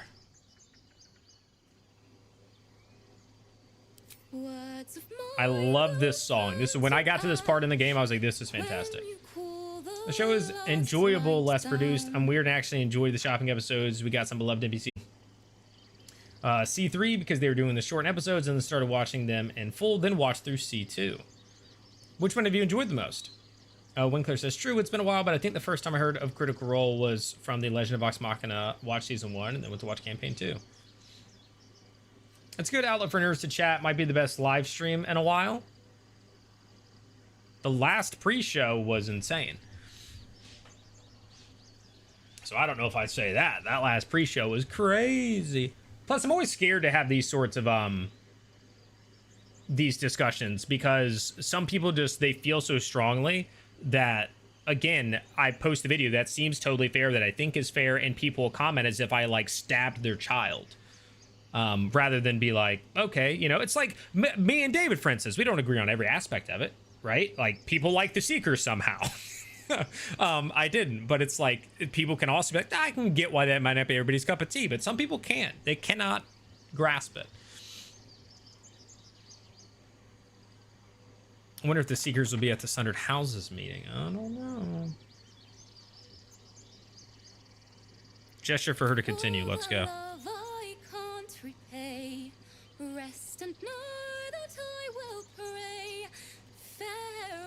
I think it's a perception thing mostly. We saw these 8 people as friends from the start, and adding people feels like the new ones are not as good friends because they... Well, again, I explained, I didn't neglect to mention it. It just has no bearing on what I'm saying, right? Like, that's just it. But then it was, they were also like, I don't care about the D&D. Like, that's not what I'm watching for. If I want D&D, I'll go play it. I don't this and that. I can't understand people struggling to follow. I've had no problem following every plot point. Like, it was just like a counter on every single totally, I think, fair thing I said. Was just like, it felt like they took it personally. Like, they literally took it personally. And they've been in my chat before, you know? So, like, I don't have anything against them, but it felt like they were attacking me. And it's like, you're attacking me, but I feel like you just are too into it to where, like, if somebody says anything other than this is the greatest thing that has ever existed, you have a problem with that. Trouble, right? Finding the and words. That's just a strange thing to me. That's just a... I don't think that... Again, I don't think this person is a hate watcher. I just think some people in fandoms in general, not just Critical Role, get so invested that anything that is not a raving review, they take personally as like a slight. And I don't think you would watch my video of should you watch Critical Role and be like, wow, he hates this, or he's attacking it, or he's being unfair about it. I think it was relatively fair. But they approached it like everything I said was nonsense, or that I didn't explain enough that people had babies. And I'm like, I don't think that has any relevance with whether or not you should watch it or not. But I hope they'll come back and keep hanging out. But I felt like I had to respond, and I got a little sassy, and hopefully they don't take that personally, but they kind of go, okay, cool. But we'll see, you know. Before Campaign 4, I was sure they were going to make a Daggerheart table and have people exactly like Robbie and Louise that people love to play second show. Oh, yeah, I could have seen that too. I think that was something that a lot of people thought could have been possible.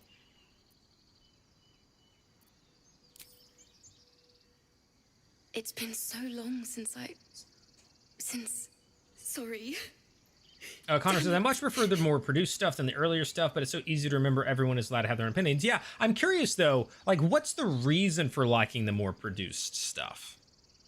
I guess. Like, I'm curious what the thing is. Little sass, just personality. Yeah, I mean, that is, I do have a little bit of that. I'm going to incorporate some of these refugees in my descent into Avernus game. Love this. Hey, let's go, Austin. That's dope. Guys, I know I've said this before. I am getting so close to pulling the trigger and running a start playing game. I really am. I'm very close. I might make a post in Discord and just say like, who would be interested? I know there's gonna I'm gonna say who would be interested, and I'm gonna give options that might be like absolutely yes. Another option might be like would depend on times or schedule and cost. And then like I'm not interested, or I don't know, but like I'm getting so close to pulling the trigger on running a game on Start Playing. You saying that you were doing the Descent to Avernus made me think of that, even though I would be running a homebrew game. It's all right, let it all out. Yeah, that's Hal would do that. Hal would get down and cry with him. I'm all right. I haven't finished a song. Yeah, I do a since critical role, Rihanna but died. some fans can get so intense, even so much as imply a criticism. Yeah. She was playing her lute. And as somebody who I really do, I try to be so fair. I take moments to think like, okay, is this why I feel this way, or is this like I try to self-reflect. I'm not perfect. I'm a human. I'm gonna be more passionate about one thing and a little harsher on another. It's gonna happen. But I truthfully do try to put my best foot forward. So when somebody's calling me out like I did something bad, I'm like,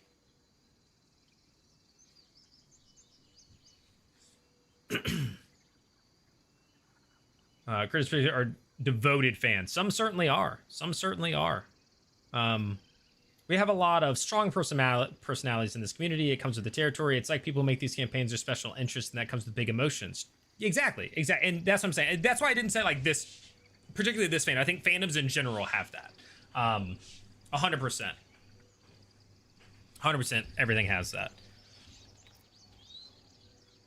Hal would definitely say, I'm sure your teacher would be proud to see you now. And I can hear Liam saying it. I can hear his voice saying Yell it. at me for that meter. With a furrowed brow. Over again. I think they had the best balance of production and game in campaign 2, which is arguably why it's considered one of the best. Because it cleaned up campaign 1 a little bit, but still felt mostly like it was still campaign 1 in terms of that. Oh, Better Sans Me says me. Passion directed properly makes amazing art and community, but does have pitfalls. Agreed. It's hard for me to watch campaign 1, but I love campaign 2, campaign 3, and campaign 4. Campaign 2 is probably my favorite. What's difficult about campaign 1? Also, I want to make sure I didn't miss if you answered Connor. No, okay.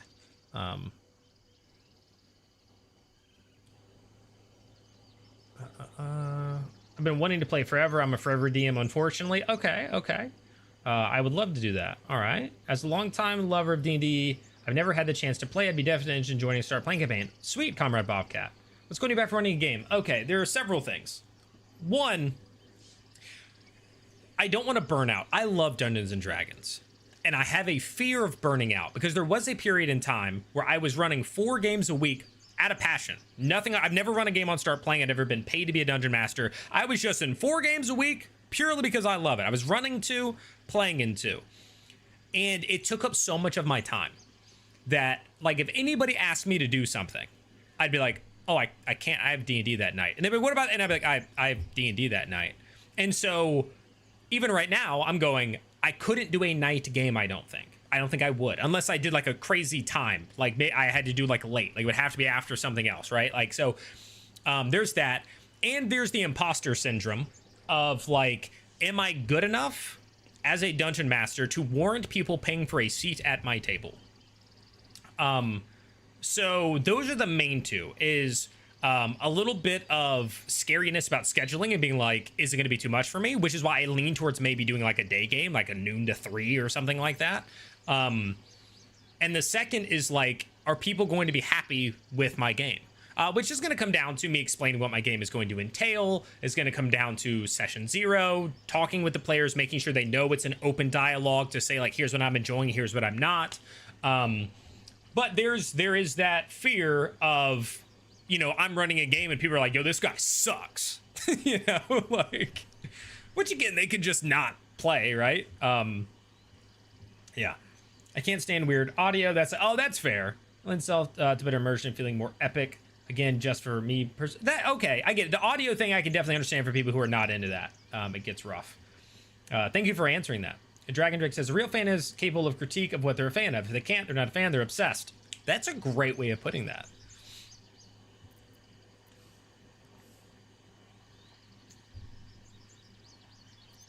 Yep, that's a Hal line. Lehala made me. I don't know if the love campaign should be seen as more produced versus less produced. It's more like they've adapted over time. That said, campaign 2 is my favorite, and I think the perfect balance of what they've When evolved. she died, it was gone.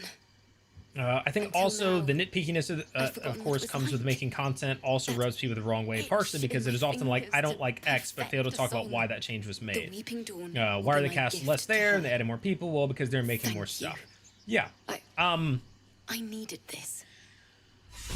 I totally get those points. And again, that's why I do try to approach things and be fair for the most part, right? Like when I have these discussions on stream, right, I get the chance to do it. I think sometimes it's hard to do in video format. And then I also think there's times and places. So for instance, when this person said, well, you neglected to mention the reason that, or one of the reasons that the things are pre-recorded so far in advance that led to players forgetting what had happened is because Brennan had a baby. And it's like, okay, I agree. That was a part of that. But also, I don't need to say that in this video, because my job isn't to defend Critical Role in this video. My job is to say, here's an aspect of the show that you may or may not vibe with. Here. I don't need to explain all the reasons why it may have happened. It's a fact of the show and the viewing experience. The show is harder to follow than Campaign 2 was. For better, for worse, I'm just telling you that. I don't need to tell you all the reasons why. I can just, right, like the vibe of the video. But again, I try to be fair. I think people will enjoy your game. As a DM, I've never had people complain. I find they're just generally grateful for the DM running a game. Have you done start playing and stuff? I think it also comes to like, there's a difference when somebody is paying. I feel like I'm worried about the expectation. But I really want to, one, because I'd like to run another game and kind of test my chops at something like that, because who knows, maybe one day I get the chance to like run at a convention stage or you know, do whatever. So I want to get more testing of my chops in that regard. And also, to be quite frank, in order to keep doing this, I need to make more money. So it's kind of like if I can run a game once a week, that's X dollars a seat, and it's, you know, 4 or 5 seats, then that's that. And now my floor per month goes up by X amount, and there's that, right? So someone singing. Yeah. I don't know if it's because it's more produced, but I really like Campaign 4 because it feels more epic in scope. The characters, their arcs, most of the time it feels like every episode has more to chew on. Yeah, it's a very big thing. There's no doubt it's a massive thing because, again, Matt's stories, at least Campaign 1 and 2, were a little more like you're following the party and their adventure and the world. They're living in this world, but you're just going with them through it. Whereas Brennan's opening, this whole first 25, 26 episodes, is a lot more of like a world at large because players have gone in different directions and you've just got a lot more of the living, breathing world and all of the politics and the different houses doing their own things that are like outside of the party. You're getting way more outside of the party with this, which is probably why it feels like this more vast thing that you're talking about. The first time someone showed me Critical Role and I seen the opening, almost died of cringe. Different time now, and I grown to love it. Oh, 100%. I tried to show my friend Campaign 1, and when she got to the opening, I forgot about. She judged me so hard. The cringiness days were real. Yeah.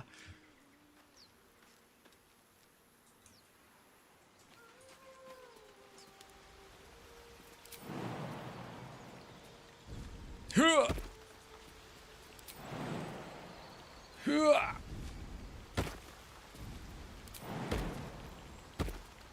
Huh. Nice, failed. Something over there.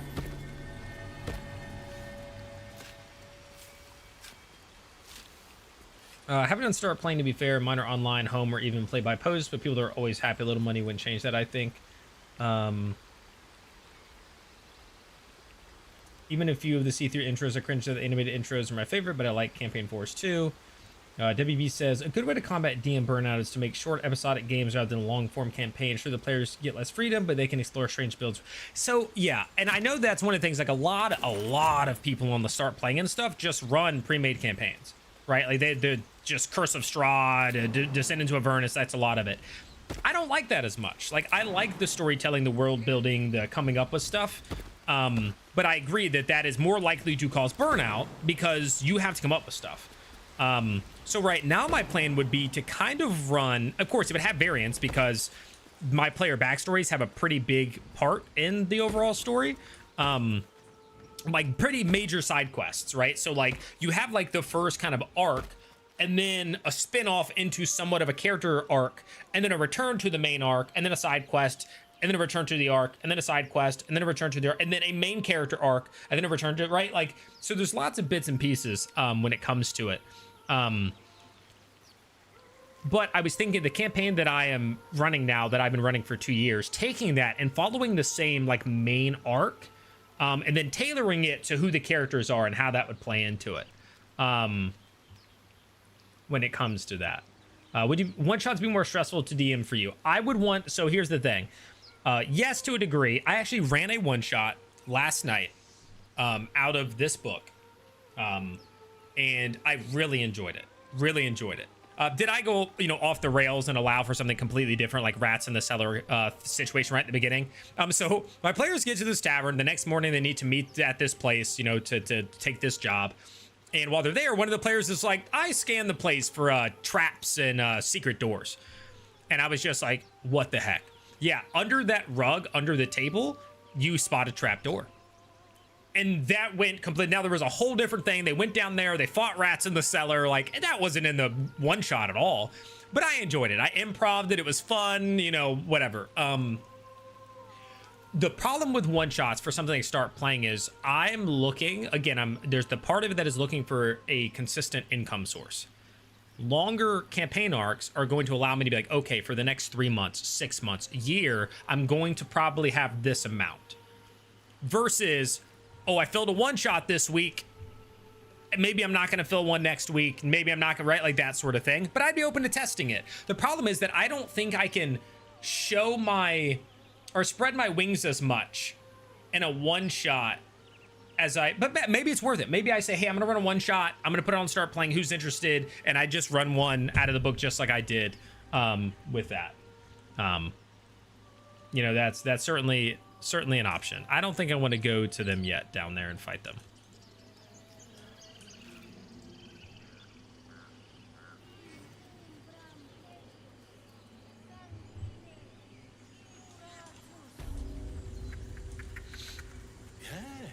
Let me scroll up because I know I was way off. I think the campaign 4 is looking to have better payoff than C3 plot. We will have to see. One shots and testing homebrew and fun canned content be fire. Yeah, I mean, maybe so. Maybe that's it. Maybe it is that I'm like, hey, once a week I post I'm going to run a one shot and people can sign up to run the one shot. And maybe that's how I start. And then for those interested, maybe I run a long-term game. And yeah, maybe that's it. The start playing concept is essentially a pay per seat. So there you can find almost any TTRPG out there. They have dungeon masters or game masters running almost every single TTRPG out there. But it's essentially the dungeon master makes a post of their campaign. They provide a bunch of details, whether or not they have session zeros, whether or not they have like X's and O's or like, safety things and all that sort of jazz. They get the synopsis or whatever, blah, blah, blah. You get to look at what it is. And then it's a pay per seat. And so you see wild ranges, right? I mean, you can find people that are running first session free, and then it's $25 a seat after that. You'll find people that, and it also depends on where they're located, right? You have people who are DMing from like some places in Southeast Asia who are like, it's a $5 a seat. I think most fall in the like $15 to $30 range for a seat. So you pay that. So, which when you think about it, again, it's hard for some people. They're like, I'm not going to pay to play at a table. But when you think about the entertainment you're getting for that period of time, like if you go to the movies in 2026, you're going to see an hour-and-a-half long movie, and you're going to pay $20. Or you pay $25 and you get 3 to 3.5 hours of entertainment, and you also know that Dungeon Master is going to respond to your messages and like work with you to make something. So, essentially, it is you are paying to play in a game of D&D with the DM, but it also helps cover costs on stuff too. Like I bought Foundry, so if I rent it on Foundry, I would like those sorts of things. if I need to buy token packs or do whatever. Yeah. But there are, for instance, like if you're somebody who wants so badly to play something like Call of Cthulhu and nobody around you plays it, you might be able to find somebody running a Call of Cthulhu game there. If you want to play Daggerheart right now, but you can't find a DM, somebody out there is running a Daggerheart game on Start Playing. That sort of thing.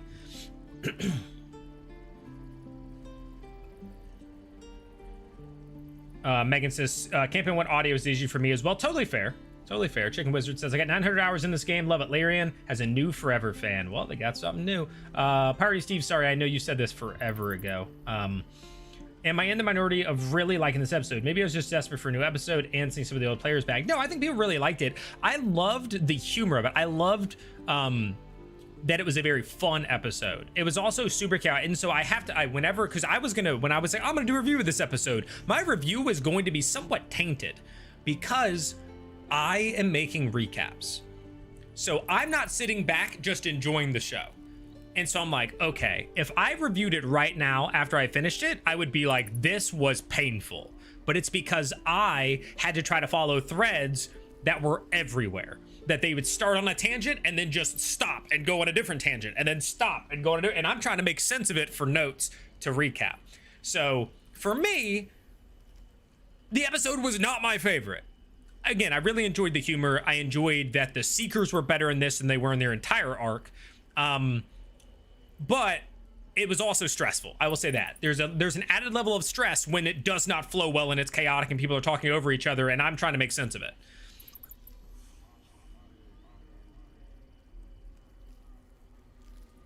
Now I can try to catch back up.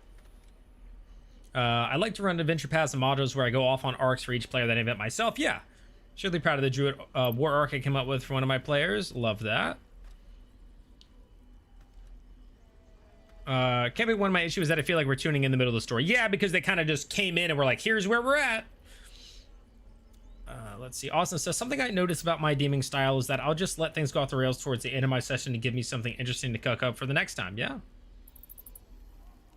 I'll be down for a one-shot depending on the day. Okay, noted, noted. I think you should absolutely pull the Discord if they would be interested in campaign one-shot or both. All right. Right, finding players through the one-shots that you vibe with and vibe with you, making better secured customers. That's also very true.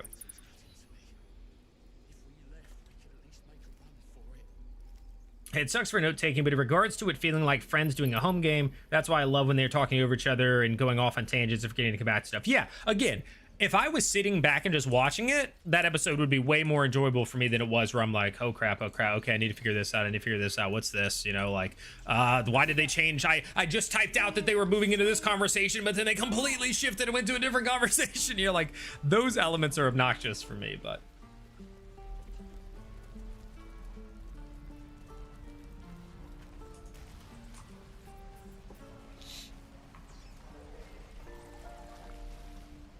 I'd say I like Campaign 2 because it didn't have many inside references, characters that they did in C3, which is harder entering at C3.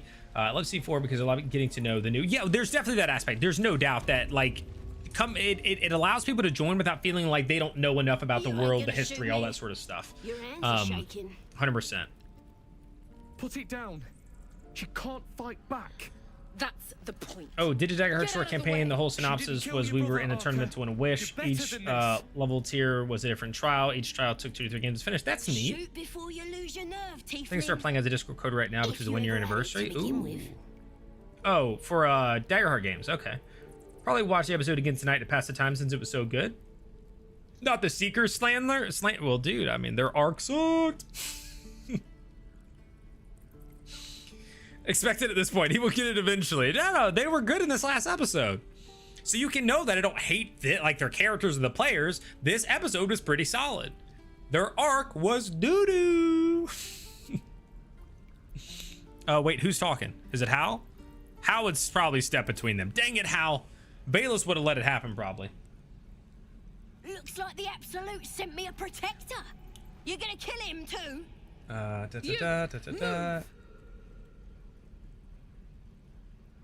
The Seekers were so much more enjoyable last night. Agreed. Mayhaps I should join the Discord after all. Yeah, and check out. I will do it, guys. I will. I don't know if it'll be tonight, tomorrow, or something. I'll kind of formulate my ideas and I'll post a poll or something, and say, that I'm doing.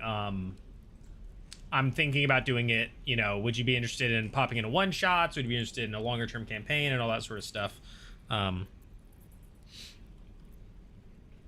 No, shoot me. Should be easy, right? No, he did. If I'm playing Liam, we're picking this one. So what you're saying is that you would have enjoyed the episode more if it was planned out or wink wink produced? No, that's not what I'm saying. I'm just saying that it was, as somebody who is making recaps, it was a little bit harder to enjoy. That's all. Again, if I was sitting back and watching it, I would have been fine with it. If I was sitting back and watching it, it was only less enjoyable because of the fact that I make recaps. That's all. And to be fair, when I was actually reading through my notes, when I was doing the recap, I was like, oh, this isn't that bad. Like, I thought my notes were way more scattered because it felt like it in the moment, but actually doing it, I was like, oh, this isn't that bad. And when we got further in, I actually just stopped doing some parts and then just summarized what happened instead of trying to follow it like a little more closely. Still has a story to tell, one I want to hear. God, you're exhausting. Fine then. Octa's trying to hide that poor knight's corpse away. Stuff her out of sight. Rest in peace. Dame Saramai, which apparently I misspoke in the video and said Samurai? Who called me out for that? Was that David or was that Double? It was one of the D's. Said that I said Dame Samurai. I didn't realize. Instead of Saramai. Soldiers were dogged for not knowing anything. They're kind of like, what do you know that we don't know? Yeah. Ain't sure why you're Unpausing Castle was fun. The bridge fight was great. Dr. Talter was a cutie patootie, and I still think they got a few details to be important outside of Mercer's augury. My tribe's coming. They're gonna burn this bridge. Yeah. Absolute, and hang you by your guts. It was you, Double? Yeah, I knew it was one of you.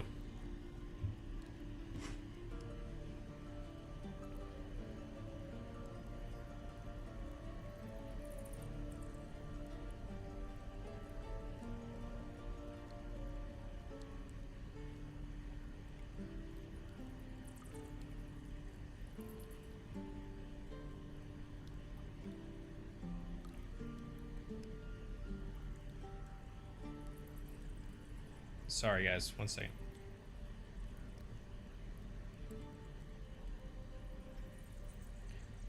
I did the ones I'm referencing.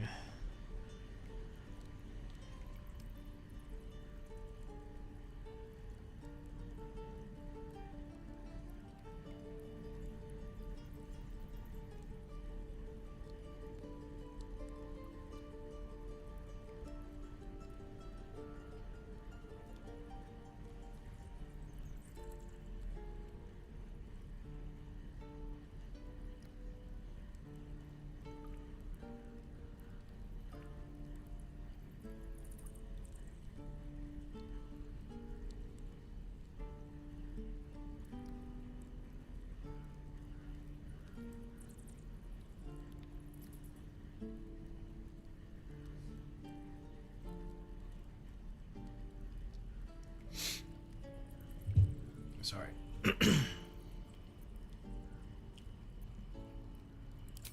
Goddess, we're burning her name across the face of the I'm actually heading out Atlanta to watch the Sierra live stream. Hey, very nice, Batson. Yeah, that's awesome. That's awesome. I've thought about if I'm going to go to another one. So I brought this up a lot. I went to the Indianapolis live show where they actually announced Campaign 4, which was really exciting. And so I've thought about, like, do I go to another one? Like, do I go to another live show? It's expensive, and it just probably isn't the best use of my income at the current time. But it would be cool, and, you know, maybe I can make content out of it. So I don't know. Maybe she sent you to help me. And you will, if you want to save your skin. And if the teeth stick a few arrows in us on the way out of here, don't worry. Yeah, it was just a misspeak. I mean, I've said Saramai a bajillion times. I just said, you know, it's one of those things. Sometimes you just say the wrong word. Apparently I said samurai. Kept yelling at Wick in the Discord when he went telling about his grandpa, and then he finally did it. And the thing is, he did it so nonchalantly You know, Tyranny said, like, hey, be cool with him, be nice to him, he's got something to say, and he just goes, yeah, so we have an angel in the basement, it's like in my face and my body and stuff, and yeah, okay. Had me laughing my head off. I had to be careful not to wake up my kids. It airs late where I am. Yeah, well, are you East Coast? Because yeah, I know when like something's happening, it's like midnight. Get me out of here, and I'll tell you. I mean, would you go around telling everyone that your grandpa's a mad angel chained up in the family basement? The Seekers definitely have a lot to share, but they haven't all met up yet. Yeah, I mean, that's definitely gonna happen in this next one.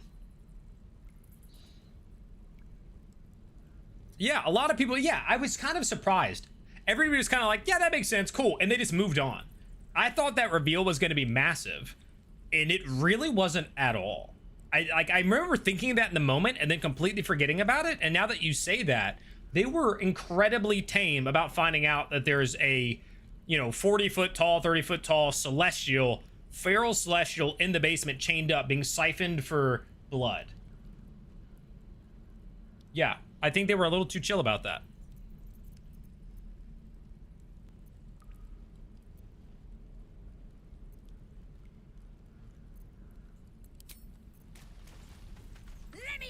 Bunch of softies.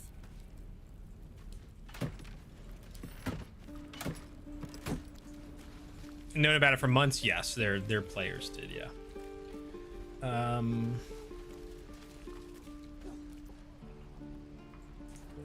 be at the Atlanta show, super excited. Heck yeah. Watch them in theaters for a little run they had last year. The Atlanta show is also already scheduled to be on Beacon Friday next week, so we don't have to wait long. I mean, I'm not incredible because it's not like current and stuff like that. I don't know how interested I am. And then there's still a cool experience. Like going to them is cool. Like watching them, I'm kind of like, you know, like I don't know if I'll like watch the show online, but outside of that, I am intrigued by their live shows. You know, I was thinking about, because my buddy lives in Texas outside of Dallas, and they're gonna have that one with Travis DMing and stuff. So I've thought about maybe I take a trip out there for that one. But again, cost of a ticket, cost of a flight. I'm just like, you know, is that where I need to be spending? I need a quick word. I will tell you this. I missed when I had a normal job and made good money, and I never thought about any of that. I will tell you that. I miss that. This is not for the faint of heart, I will tell you. You have to think about stuff.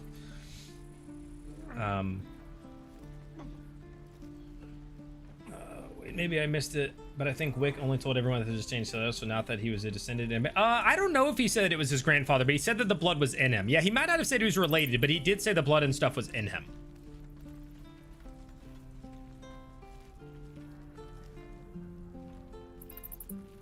I don't think their characters didn't know. Blank. I think the players all knew, yes, but yeah.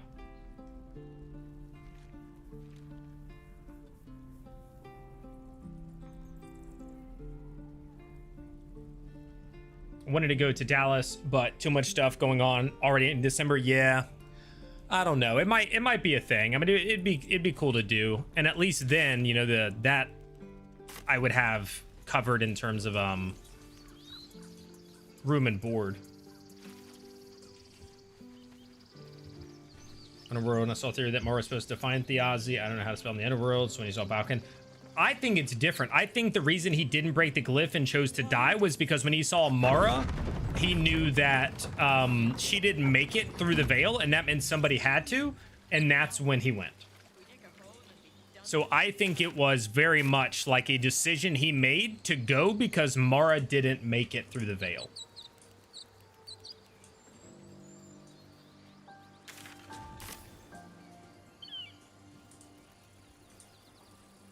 I think all the way up until he saw Mara, he had fully planned to crack that glyph and survive. Which is why he was like, hey, what's for lunch? You know, like he was just talking about whatever. I think that's why.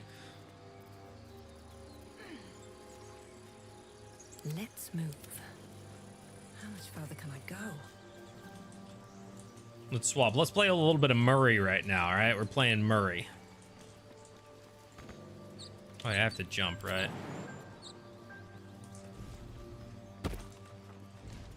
He went through the veil because he saw Mara, yeah. because she was the one who was supposed to be able to get through the veil and do all that stuff, and that's kind of what she was doing.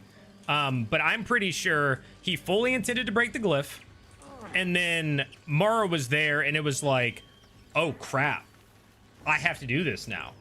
He might have messaged her, you know, right? She might have sent a message down to him, just like they were doing with, he was doing with Hal, and that's when it happened. I think the blood inside the paint is the orc blood from Seekers, not the Angel. Oh yeah, Bats, I'm fully with that. I 100% agree with you on that. My, what manner of place is this? A path to redemption? Or a road? Yeah, I really want to meet Mara, and now we know that she's cursed and she's basically stuck in her animal form. For your journey is just beginning. What would suit the occasion? The words to a lullaby, perhaps. The mouse smiled brightly. It outfoxed the cat. Then down came the claw. And that, love, was that. They do know how to write them in Cormier, don't they? Well met. Murray talking to Raphael would be wild. True. Murray flirt with Raphael for sure, no doubt. At your service. No doubt. Pleasure. I'm Murray. Yep, she'd be flirting. Charmed, I'm sure, in more ways than one. We should have a chat, you and I, but not here. This quaint little scene is decidedly... All right, Bats, and peace out. Enjoy the show. Enjoy the show. For my tastes. I'm jealous. Come.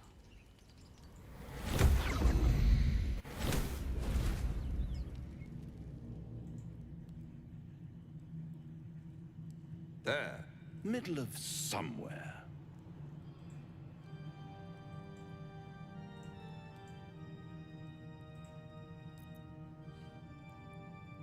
The House of Hope, where the tired come to rest. this is what I can work with currently. Lavishly. Go on, partake, enjoy your supper. After all, it might just be your last.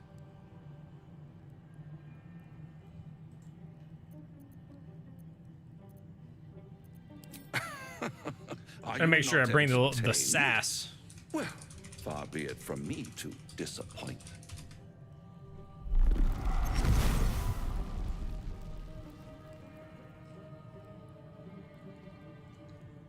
So, Stephanie, are you traveling to the thing, or are you around Atlanta? No. A devil you do. Am I a friend? Potentially. An adversary? Conceivably. But a savior?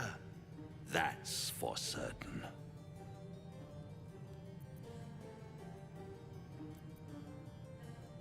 Oh, a mere trifle. How dear is one's soul, really?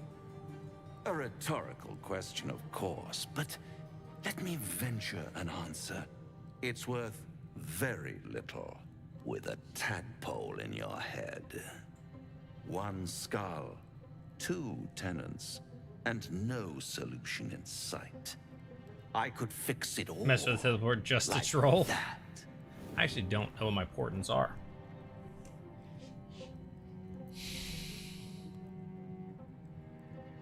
And what is madness but a denial of reality? Atlanta area, but Atlanta traffic is still about 4. Okay, I got you. I've been around there a couple of times because they did a lot of like esports events. They always DreamHack Atlanta. I went to DreamHack Atlanta 2 or 3 times, and then in Alpharetta they have the high-res studios, and I did some commentary work for them for their Rogue Company tournaments.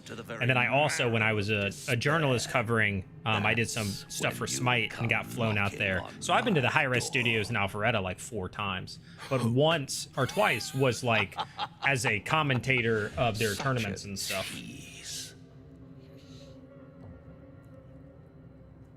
But like I've been to the aquarium and stuff. It's nice.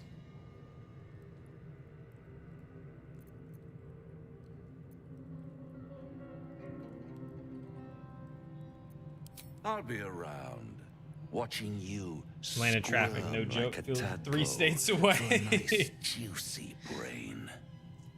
All those pretty little symptoms, sundering skin, dissolving guts, they haven't manifested yet. No outfit mods for Murray, no Natty's mod for Withers. Why do I even watch you're this a stream? paragon of luck. I tell you what, I don't know I'll either. be there when it runs out. It doesn't even give you an option to try to port in anything. Necklace has a harp.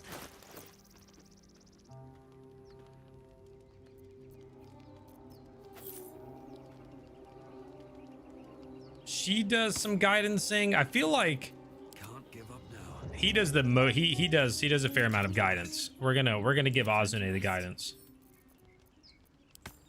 Let's get going. Didn't I just give it? Did it not? All right. What now? All right. Did I click on the wrong word? Never a dull moment. Oh, it went up here. Okay, ignore me.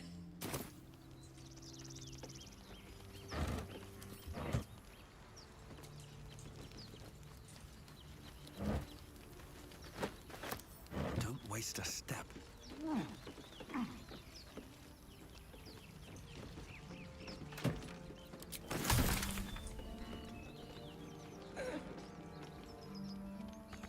Alright, I have to decide who I want to do this little cranny over here with. Azune hasn't gotten too much out. Oh, never mind, he didn't even notice. Who noticed it? Murray noticed it. Is Valus gonna notice it? Valus, come over here. Is that blood? No, never mind. Did she notice? I didn't see her thing. All right, I know Murray noticed it, so I'm gonna let her do it. At the back of the crevice lies a bag enfolded in the chitinous squabbling of spiders. A shiny gold coin pokes from its mouth. Guidance.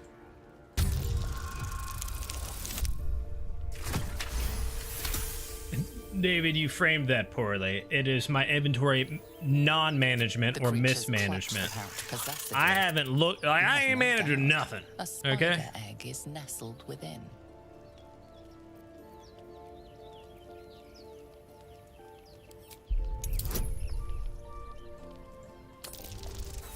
Ooh, not looking good.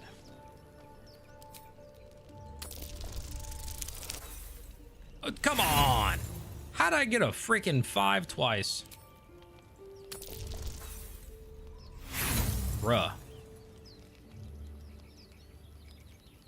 I think I'm gonna let it go. The spiders skitter about, more nervous than before.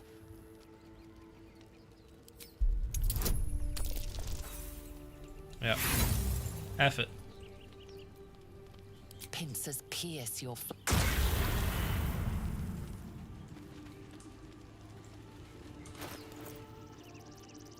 Yeah, what are you talking about? Wait, look at this. Is perfect. I'm playing a game of Tetris.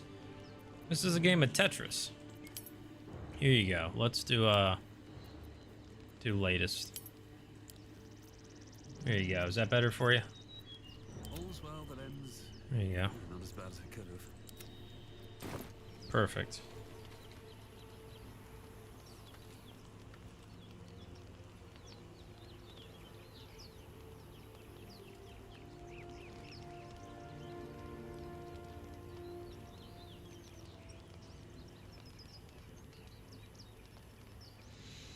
Cinder poison.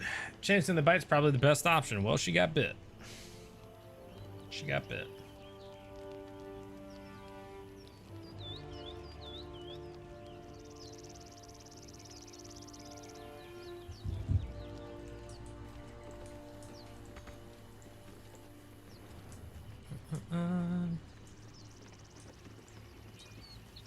What path lies before me? All right, well, overall in this, I feel like I've made just about no progress, but we had great conversations, which I'm all for.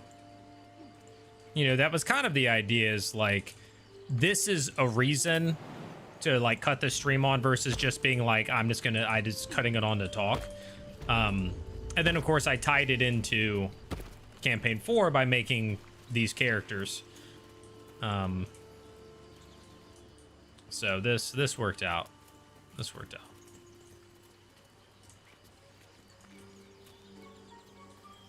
I know that they're gonna come up over there, but I don't think we'll do that. It's the real point. Exactly. Yeah. Basically the point is to just do that. But I think that's where we're gonna call it. How long were we live? A little over 2 hours. That seems fair. If you guys haven't already watched, I did my episode 26 recap video, so check that out. Look in the Discord. I'll post something tomorrow about hosting one-shots and potentially start playing campaign. Yeah, so go watch it if you haven't already. Give it a thumbs up, leave a comment, all that jazz. Engage with it. Thank you guys for hanging. I appreciate you, and I will see you guys in the next one. If I don't see you before Thursday,